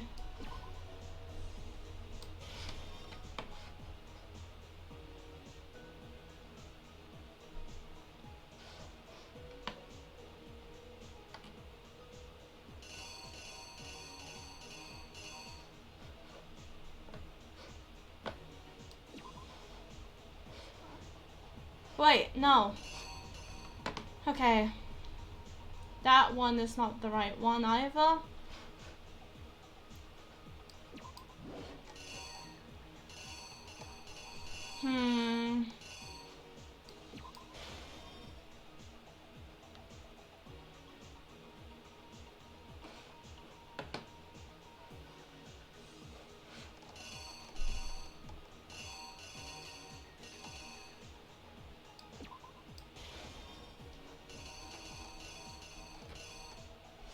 Right, no. This is actually really frustrating.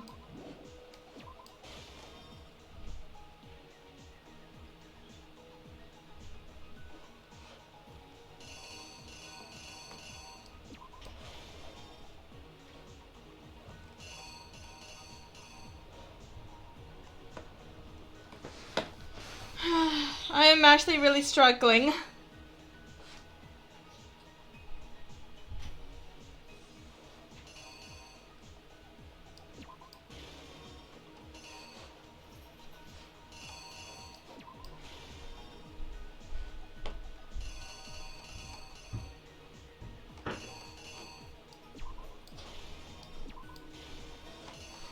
Okay, so that last panel that was missing has to be this. Here's exactly what happened. First, let's take a look back to before the incident. Last night, Celeste saw Chihiro in the warehouse, correct? At the time, she was apparently stuffing something into a duffel bag. That something was a blue tracksuit. Yeah. Confirm this, right, Celeste?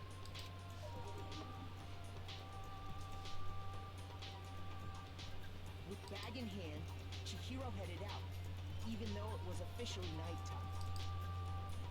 She made her way to the locker room, specifically the boys' locker room. But how could the victim, who was apparently a girl, access the boys' locker room?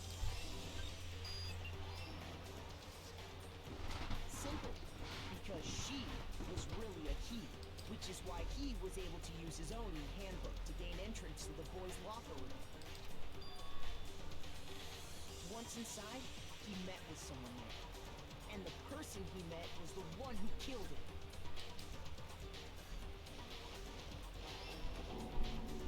It seems likely that the killer grabbed a nearby dumbbell, approached the unsuspecting Chihiro, and attacked him. And that's where the bloodstains on the poster and carpeting in the boys' locker room. I think I have this right, but I'm not 100% to be honest.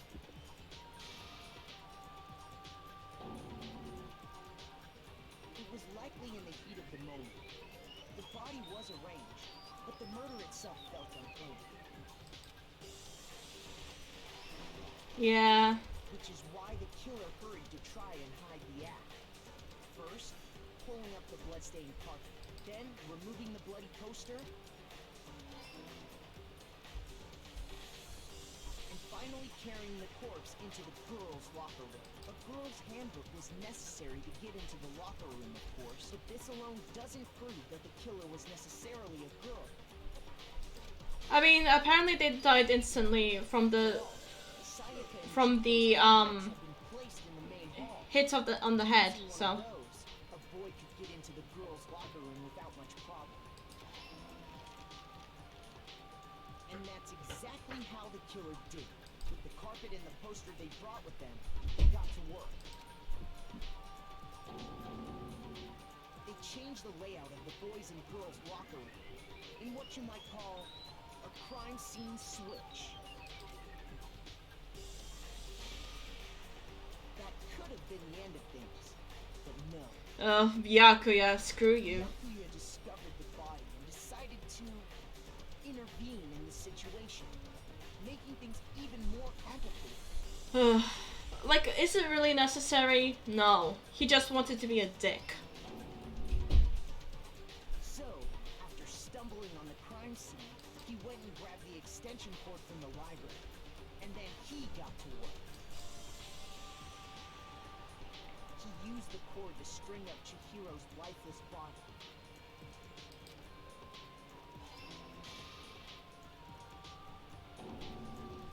Then, using the victim's own blood, he left a grisly message there at the scene of the crime. He wanted to create the illusion that Genocide Jack was responsible for the slaughter. And around the same time that Byakuya was putting together this facade, the killer, having already disposed of Chihiro's bag and other belongings, arrived at the sauna. There, they planned to destroy the last piece of evidence, Chihiro's handbook. You know, it's Just as the killer expected, the steamy sauna was enough to ruin the electronic gadget. you know, thinking about this, I mean, I wasn't intending to have a stream title that matches the this so well, but it really did. So Somehow, the killer knew that the handbook couldn't stand up to the heat of the sauna. And the reason they knew that is because the sauna had already wrecked their own handbook. And that's how it all played out. Isn't that right, Mondo Orada?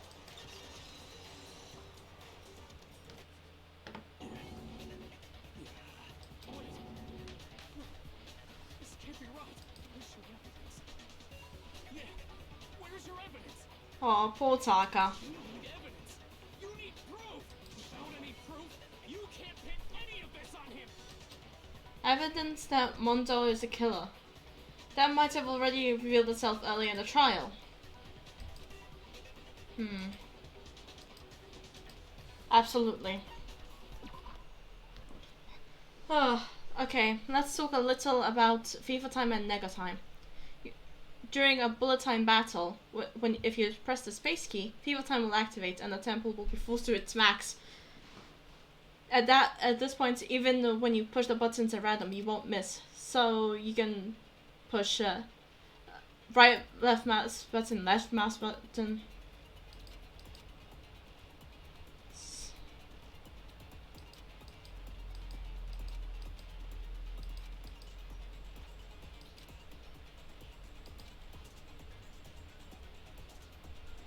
No, never mind. Okay. So whenever he goes into Nega time, I should try going into Fever time. Oh, unsurprisingly, if your action difficulty was set to gentle, the opponents won't use Nega time. Yeah, I set it to gentle because I'm just playing for the story. I'm not playing for the difficult mini games.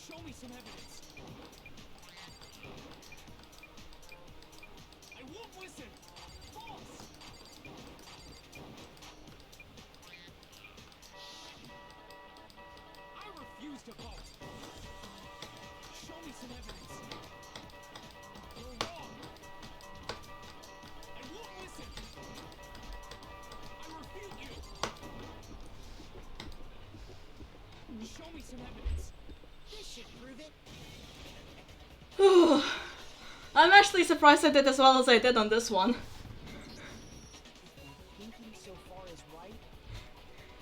I trained with Project Diva. Yeah. Mondo must have replaced his broken handbook with Leon. Yeah. I was like, must click really fast. We can just check each of our handbooks right now. Once we do that, we'll... We don't gotta do that. Aw. Yeah. Oh, Mondo. I did it. I killed him. Oh, Mondo, why? I mean, at least he's admitting it.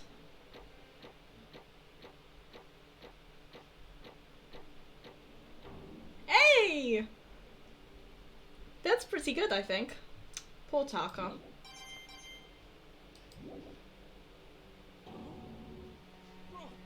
What's a mistrial? Yeah, poor Taka. Good choice, man. After hearing all that, I gotta just give up. Go ahead, Monokuma. Get it over with. Ask for the goddamn verdict. Roger that. Aww. I feel bad for them. Wait, hold on. No waiting, no holding on. Time for the moment we've all been waiting for. Grab your lever and give it a yank. Who will you elect as the Blackened this time around? Will you make the right choice or the dreadfully wrong one? I feel really bad for this. What's it gonna be? Oh, I feel really bad for them.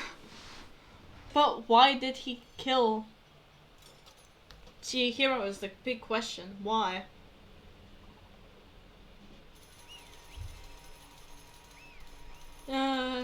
Yeah.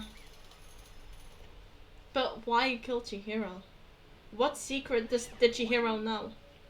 Uh-oh. It looks like this time you got it right again!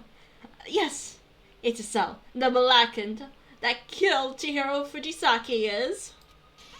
Mondo Ueda! In case you were wondering, that vote was not unanimous. Kiyotaka chose the wrong answer. You're treading very close to the danger zone, Mr. Ishimaru. You need to be more careful. I refuse to believe it. There's no way. There's no way he would kill someone.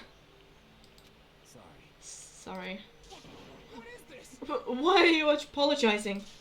Why? Why? Why?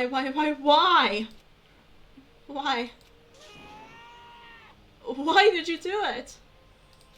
Now then. Well, It looks like Mundo's taken a vow of silence, so let me explain on his behalf. Actually, The story of the matter this time is the sad story of two men. Oh, but for anyone who doesn't really want to hear it, you can hit the control key to fast forward the text. I feel really bad about this. This sucks. This really sucks. Oh, that's really sad. Raven May, why did you have to tell me that? That makes it even worse. Oh, that's really sad. Anyway, there was once a young boy, and his name was Chihiro Fujisaki. He had an extreme inferiority complex regarding his own lack of strength. You're so weak, even though you're a boy. He had things like that as long as he could remember, and he couldn't overcome his weakness. On the contrary, he tried to hide and bury himself further and further into that weakness, to take on the fragile form of a petite young girl. He had chosen that as his way out. So nobody will be able to say anything about even though you're a boy. But no matter how tightly he wrapped himself up in that shell, the inferiority complex has already taken root deep inside him and was not so easily weeded out. As it turned out, that shell is completely empty. The inferiority complex did not disappear. In fact, it grew stronger and stronger. I am weak.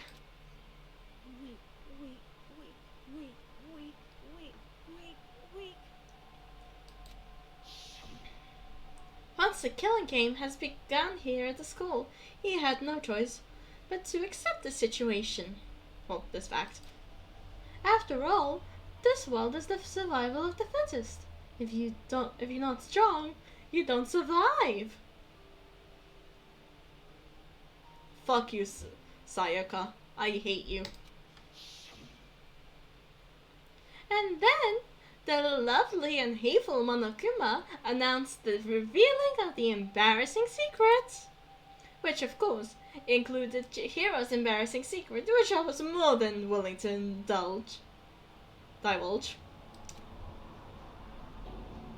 Even though he dresses like a girl, Chihiro is actually a boy. And that was something Chihiro couldn't let anyone find out, no matter the cost. If that was revealed, that would have been the end. The hardened shell would crack, the armor would fall away. Yeah, ultimate basic bitch. Without a doubt, those around him would torture him even more than ever before. Those who everyone figured that being thrust into such a dilemma must have sent him spiraling into despair. And yet... I'm sorry. I'm sorry. I don't want to talk about this right now. But I also don't want to leave things the way they are. So maybe I can talk about this later. After I try my best to become strong, then I can tell everyone. Annoyingly, he used the threat of discovery to motivate himself to become stronger. That's right. Now's my chance. I want to change. I'm going to get stronger and accept who I am. Strong enough so that when someone says, even though you're a boy, I'll be okay. I'll get better. With that thought in his mind, he resolved to take immediate action. And so, that day, he made the commitment to begin exercising. He was prepared to retrain his mind and body, but sadly, that would be the first and only chance he would get at it. When he decided to start exercising, he thought it would be good to ask for someone else's help. But he wanted to tell that person his secret first, and then ask them to help him from there. And the person he went to... Yeah, that's right. It was me. Yep, it sure was! The biker gang fella had made it painfully clear how important his manly promises are. So Chihiro probably figured that even if he confided in Mondo, his honor would make him keep the secret. Plus, Mr. Macho Mondo is the very symbol of a strong man that Chihiro had always aspired to. Maybe talking to Mondo about it will give me some courage. So he went and I think that's supposed to be Monokuma. So he went and asked Mondo to help him to become strong. That was his aspiration, and he thought that only with Mondo's support will he ever be able to come close to that. Correct. So then, that must be why Mondo did what he did. To keep the promise he made to Chihiro. Huh? Did what he did? You mean that's why Mondo carried Chihiro from the boys' locker room to the girls'? The ice cream truck. Indeed. Yes? Oh, sorry, I just went into Monokuma voice. Yes, that's exactly what I mean. Wasn't that to cover up what he's done? Certainly. That could have been part of it, but I don't think it was the main reason. The real purpose was to keep the promise between men that he made to Chihiro. But how does it moving the body keep a secret? Because if everyone knew he'd been killed in the boys' locker room, then everyone would be arguing about how she got into the boys' locker room, right? Yeah, Mr. Ice Cream Truck. Once that started up, at least a few of us would have immediately begun to suspect his identity, so he tried to protect Chihiro's secret by putting him in the girls' locker room and stealing his handbook, see? Then why Mondo did all that to keep the promise he'd made to Chihiro, whom he also killed? Why would he do that? The more I hear you talk, the more I don't understand. I mean, you guys trusted each other, right? So why did you? Because no matter what, I didn't want anyone to know. I knew it. So that's what triggered it, after all. The possibility of having your embarrassing memories and secrets exposed. What is this? That's impossible. Nothing could have been that bad. Something he didn't want anyone to know, even if it meant killing someone. Yeah, that's true. That would have been really funny. It's impossible. Don't make me repeat myself. How many times must I repeat myself? To judge others by your standards is the height of folly. Even if he can't comprehend it, he obviously can. That's all there is to it. Well, while I'm on the subject, why don't I tell you? That's embarrassing memory, that secret he didn't want anyone to know. Hey, You know what Mondo did? He killed his own brother. Yeah, I hate Yakuya.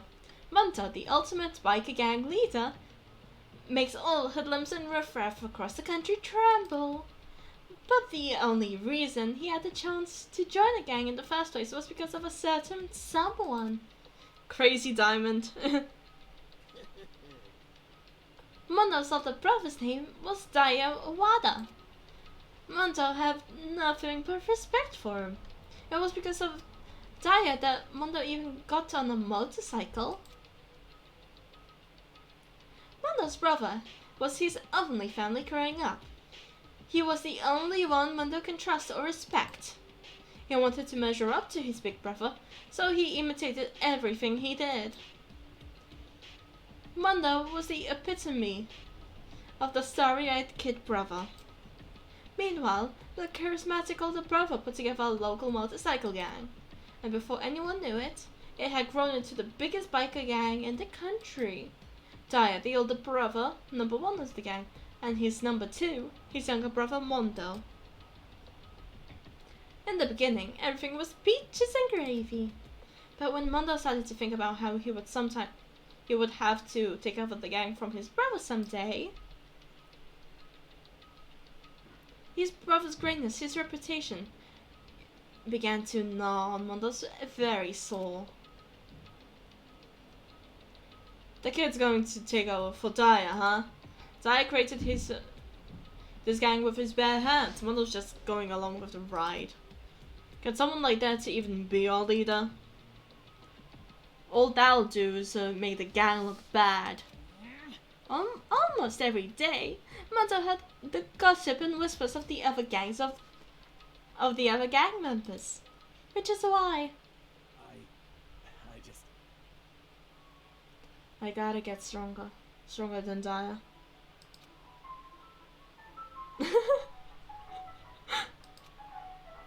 No matter what, I gotta win. I don't care what it takes, I'm gonna come out on top.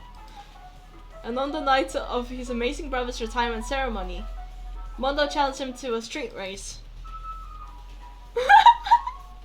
But during the race, tragedy struck. The kid's brother pushed ahead with reckless abandon.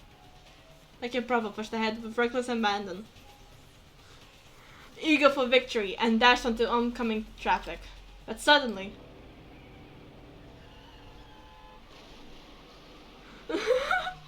oh, that's hilarious. Laying in his kid brother's arms, the older brother delivered his final words. My bad, kid. I fucked up. Sorry. Of course he knew that it was his brother's fault, but I never blamed him for what happened. Hey, kid. The rest is up to you. No matter what, you gotta keep the gang going. 'Cause it's the team you and me put together. It's a promise. Oh my gosh, the timing is way too good.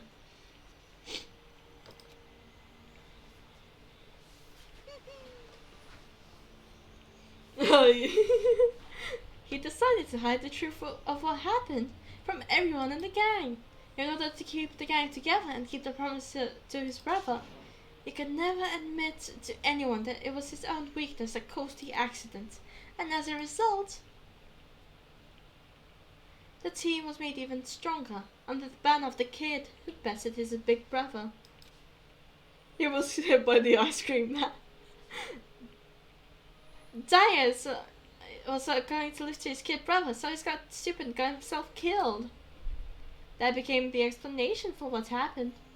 Mondo's lie became the truth.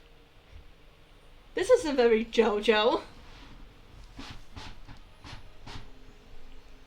He wanted to lead the team so bad. He was willing to tell all kinds of lies about his brother. I'm strong. Strong. And yet,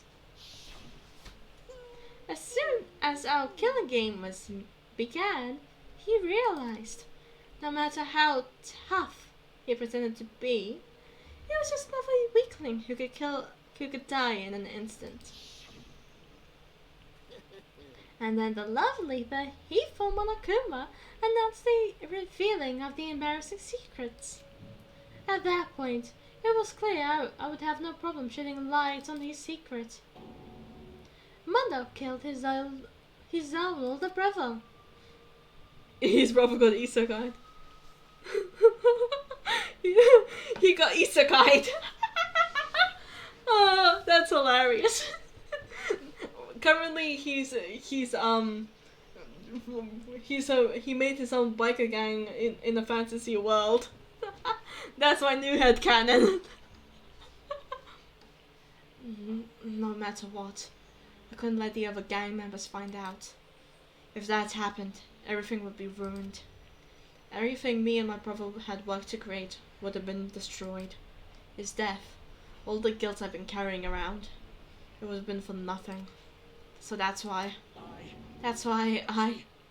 I, Mondo, After I saw what Monokuma had on me, my head filled up with a kind of fuzzy uneasiness and just started swirling around.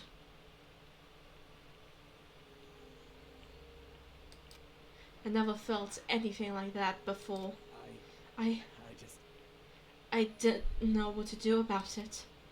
I wasn't sure what to think or say, but after a while that fuzzy uneasiness turned itself into a rock-hard lump of anxiety weighed in my stomach.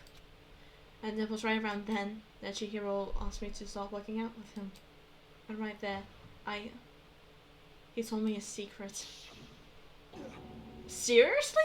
Jesus. I'm sorry. Yeah, I'm sorry I lied to you. But why? Why now? Why are you telling me this all of a sudden? Huh?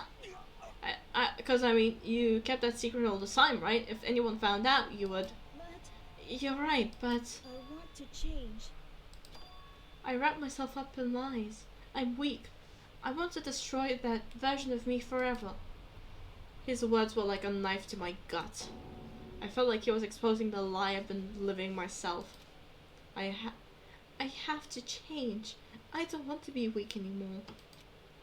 You're so strong. It can't hurt you, right?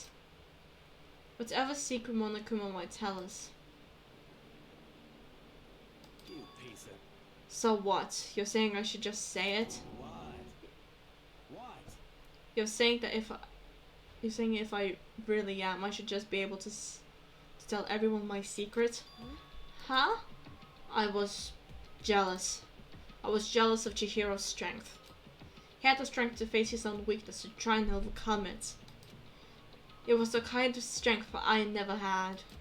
So I was jealous of him. And that jealousy broke me. Are you making fun of me? I'm strong? Are you fucking with me right now? No. I'm not making fun of you. You really are strong, Monta. I felt like I could hear something starting to creak. Something inside my head. What did he want me to do? What was I supposed to do? Am I supposed to just sit back, let my secrets get revealed and ruin everything? What's wrong? Damn you! Why did you have to tell me all that? I tried to rub my failure in my face. I just wanted to... No, I just really admire you. I admire your strength. Yeah, that's right. I am strong. Strong. I'm strong. Strong. Stronger than you. You son of a bitch! And stronger than Daya. Whack. I don't remember anything after that. When I woke up again, he was lying at my feet, covered in blood. I had this dumbbell in my hand, and I was just staring at him down on the ground. Hey! I killed Chihiro. Even after all this time, I'm still just as weak as I was. It's kind of weird hearing Daddy Zhongli say this. Oh gosh, I'm going to hell for that one. Thanks to that, I did something I can never take back. Monta. He was normally so aggressive, so angry. He hid that weak side away from everyone. That was his secret. A weakness like that lived in a heart like his, and it turned him cold-blooded. God damn it! Look at him! You see? You're all just like him. For a secret from the past, for a memory. For that, he killed another living human in cold blood. Yeah, he sounds like Zhongli, and I'm like, no, Daddy Zhongli. Yeah. He couldn't get free from his regrets from the outside world. He doesn't know what true strength is. Do you see hope anywhere there? 'Cause I sure don't. You bastard. Just shut up and you son of a bitch. Go ahead, say it again, I dare you. Yep. Okay, I'll say it as many times as I want. It's what I want to say, but unfortunately, I can't do that right now. Because the time for punishing is fast approaching. Punishing? It can't be. You mean execution? Well now. Well, Well now. that's what I promised you, right?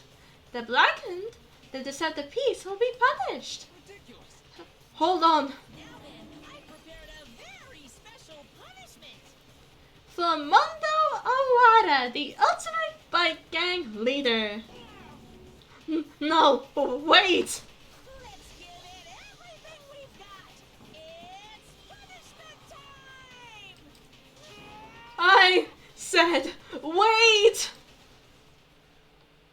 Sorry, man. I couldn't keep the promise we made. From one man to another. Wow. This really sucks. Well guys, I hope you enjoy what's coming, because I sure won't. Let me kiss more for the last time. Right, are you shipping them? Oh no.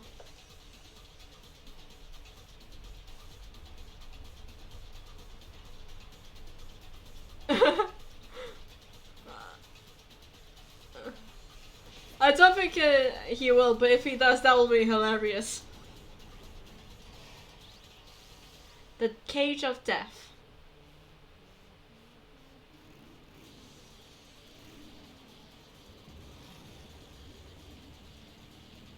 I am impressed with the fact that, like, Monto isn't even, like, reacting.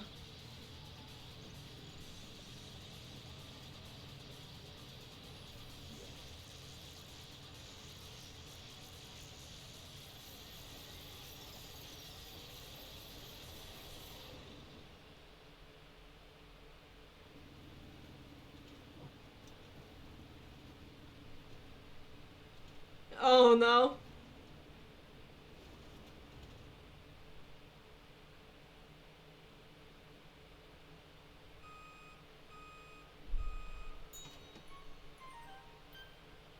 Mondo Butsa. Keep cold.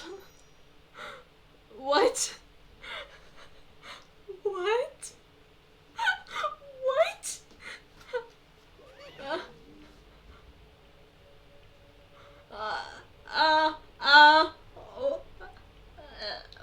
What? I mean, beyond the fact that it's messed up, how? Something doesn't make sense here. Something does not make sense. And it would be how he turned from a human into butter. Laugh at death and your soul will be forever at peace. It can be my brother. Another murder and another execution. I vote we give the tub of butter to Taka, so he has his brother with him forever. Salt and copper. Bleh. Disgusting. Why would you put something so salty on something so sweet?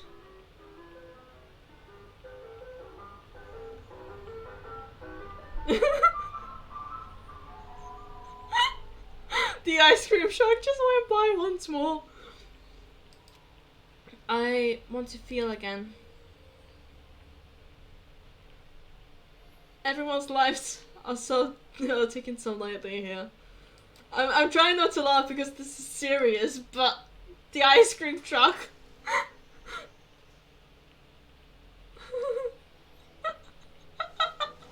Oh guys, no, we should be serious. I feel like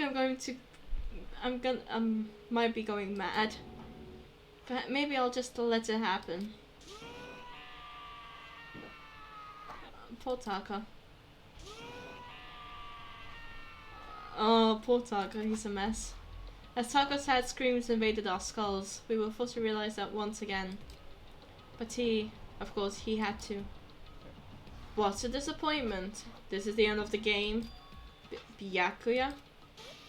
You're completely insane, you know that. A game? One of our friends are dead. Do you realize that? Naturally. Of course I do. Because this game is life or death. Hey, I don't have anything to say to you. I don't have a response, except that however, I just don't understand why. Why did you go out of your way to disguise Mundo's crime? Why? Isn't it obvious? Because it made things more interesting. His voice was calm, emotionless. Yeah. Oh, that's good. That's good. His voice was calm, emotionless. Like the voice of death. It chilled me to the bone. Last night, when the murder took place, I was in the library as usual. Honestly, So you ignored the nighttime rule too? That rule never mattered to me. I never recall agreeing to it. there is nothing to be done. Well, I don't particularly care. Please continue. Yeah. That's why I say that he and Toko deserve each other. Because either Jill is going to kill him or he's going to kill her. So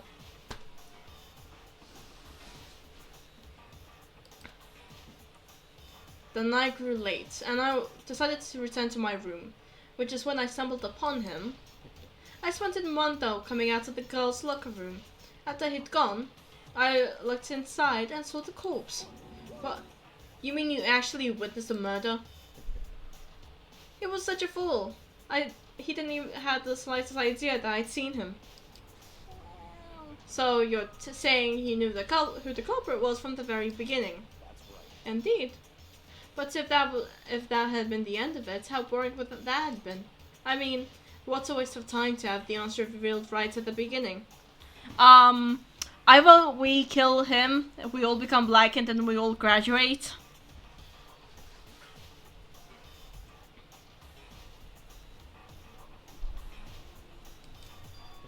Which is why I decided to lend a little helping hand. I thought it would liven things up.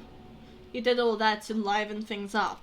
I see. So, after hearing about Genocide Jack from Toko, you decided to use that to create the fake murder scene. But damn, man, if we hadn't figured out who'd really had done it, you would have been dead too, right? Well, obviously I would have revealed the truth before we reached that point. Of course. Byakuya turned and looked me in the eye. I could feel his sharp eyes piercing into me. Thanks for such a remarkable someone, it never did. And I was able to perform an interesting experiment. Interesting. Once I do decide to become blackened, I know I have to watch out to. What? Correct. So that was your reason. Are you satisfied? Indeed.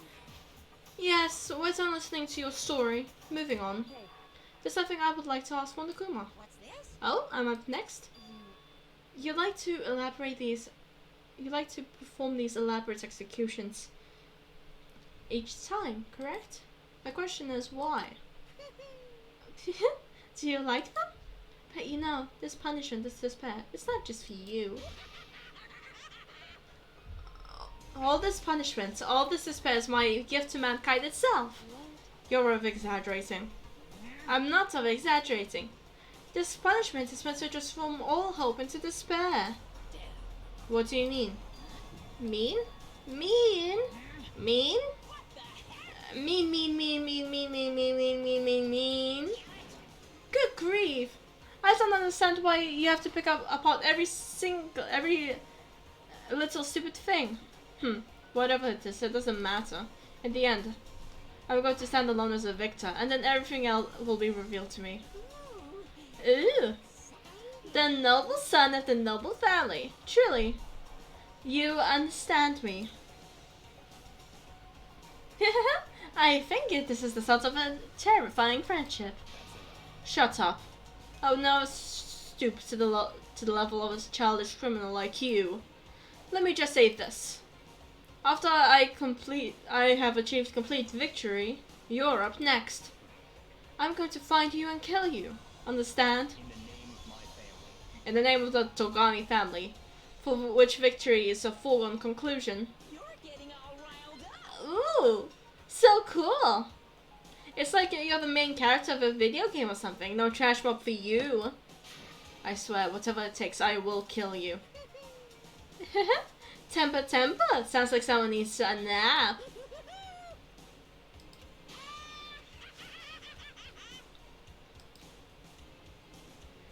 I mean, if we do survive, let's just leave him behind in the school. With Toko. Monokuma's laughter peeled across the courtroom. And the curtain closed on the case of Chihiro and Mundo. But I knew it wasn't the end. The killing game would still continue. Because the mastermind wouldn't let it end. For those of us who are still alive, our worst fear and despair kept on multiplying. It was a kind of despair that felt like a blind puppy in hell had more of a future than us.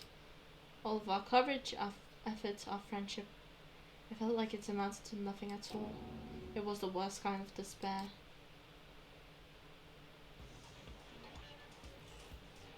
Well, anyway, like I was saying, this is a pretty good spot. Yeah, a really good spot.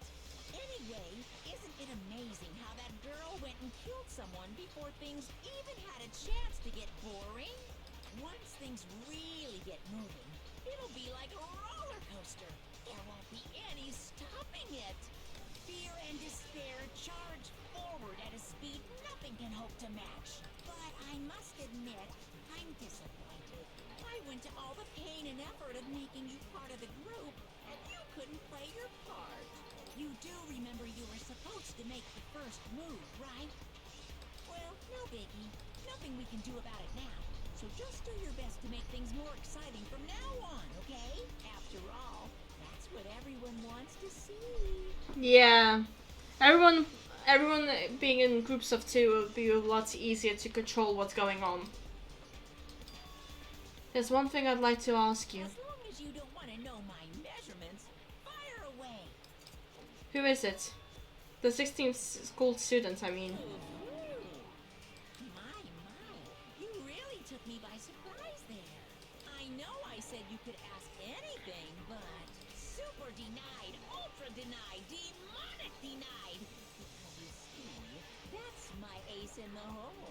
Unfortunately, they're all idiots, so they wouldn't think about that. And nobody'd be dumb enough to reveal that, right? No matter how close they were to their friends.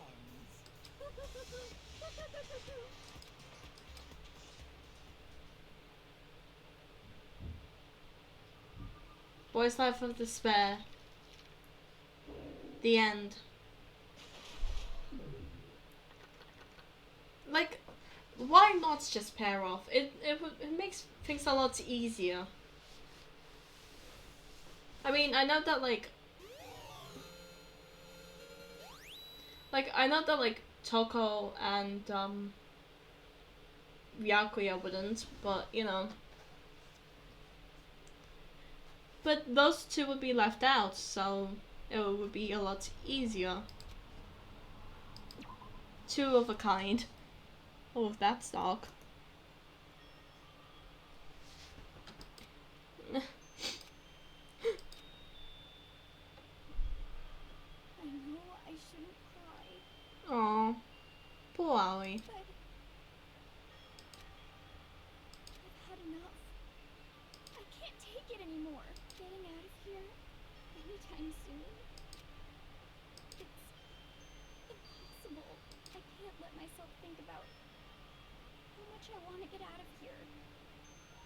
Yeah. If I keep thinking like that, I might decide to. Aw, poor Aoi. Donuts. I need to eat some donuts. That'll cheer me up.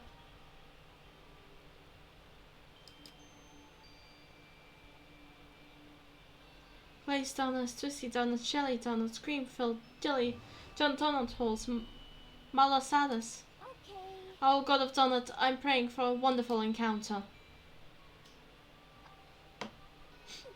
I'm sorry. Please forgive me for breaking the nighttime rule. But right now, for me, donuts are an absolute necessary. Yeah, I want donuts as well now. What's that sound? Sounds like it's coming from the bathhouse. I'm super scared, but... Is someone there? Yeah! A next generation legend, Santul, galactic hero.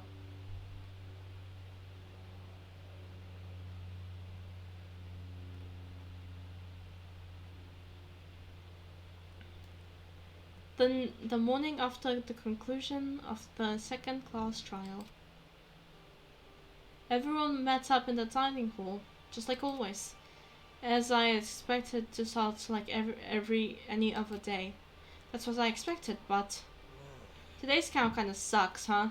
Toko and Byakuya still refuse to show up, and I haven't seen Miss Asahina anywhere. She said her stomach was hurting, so she's taking it easy in her room for today. That's rather unusual for her. Normally she's so full of energy, which is exactly what makes me worry. So it's just the 7 of us, huh? It looks that way. It's times like this where the committee chairman needs to get things going with bank. Oh, poor Taka. Or not. Taka hasn't said a word since everything that happened yesterday. Poor Taka. One look at his face shows that he hasn't slept a wink last night. It must be because of Mondo. He needs a hug. The two of them became so close, and then he finds out Mondo killed Chihiro. And then having to watch Mondo get punished and nothing he could do about it. I can't even begin to imagine what it must have done to him. So I mean, what's gonna happen now? We still haven't found a way out, and we have no idea if help's ever gonna come. Now I'm getting all depressed thinking about it. We simply have to make the best of things. Do our best to get along, and live here together in peace. Forget about the outside world and accept this new life. It's the only hope we have right now. What's to live here forever? Here we have every convenience. We had food, clothes, our every need is seen to. Why are you dissatisfied? In fact, let me ask you this. What is it about the outside world that you long for? Competition, discrimination, victimization, and violence. As society grows, so does its perversions. Yeah. Best bro. In any case, in which case, is our current situation not demon angel, pretty pudgy princess? Huh? Maggie, the drill shop owner, the bunny-eared Amazon, cat girl, dog boy, Robo dressed as the galactic king, and what I mean is, there's no 2D here. There is nothing to be done. The mastermind put such base aside to their advantage, bending it to their will. You know? Okay, well, since Taka's like catatonic, as the oldest one here, I'm officially stepping up to take the lead. So, we're all going to work together and spend the rest of the day searching the school. Searching? I'm right. Well, I mean, since the class trial is over and all, there should be new places for us to investigate. Yeah, that's a ticket. Maybe we'll find some kind of new clue this time. Then, once we're done eating, we'll split up and begin looking. Do you have any problems with that, Celeste? Well, there may well be a new discovery waiting for us, which may further enrich our lives here. No, the point is to look for clues. I would say... Oh, yikes. That's a yikes. Anyway, I would say we put Hifumi with, Celeste, because she can really put him in his place. As we were just starting to come together, she barged in and ruined the conversation. You called for me, so I appear! Genocide! Ah, no one called for you! What the? How come it's Genocide Jill and not Toko? God, this place is amazing. Finally, a place I can be just my murderous self. Which is why I decided to stop holding back and spread my wings. No more hiding in a cave for me. But thus, I have another battle to fight. The whole killer with a split spirit is so overdone. I want to destroy that stereotype. I'll fight all day and all night to match such slanderous cliches. But you... Oh my god. Raven mine, no! But you are a killer with a split personality. God, if she wasn't here, my chances of survival would go up at least 10%. Come on, you gotta back me up here. Even the biggest stars need the little people to hold them up.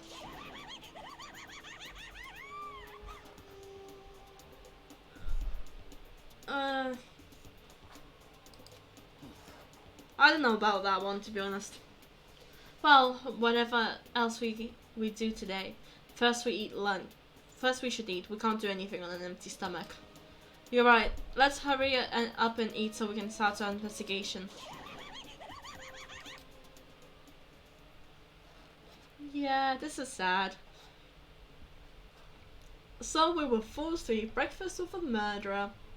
And after a much needed but very annoying meal, we set to work looking around the school. And guys, I feel like that's where I'm gonna end it for today, because this is a very good place to end it. So I hope you guys enjoyed it. Oh, poor Taka. I hope you guys I hope you guys enjoyed this stream.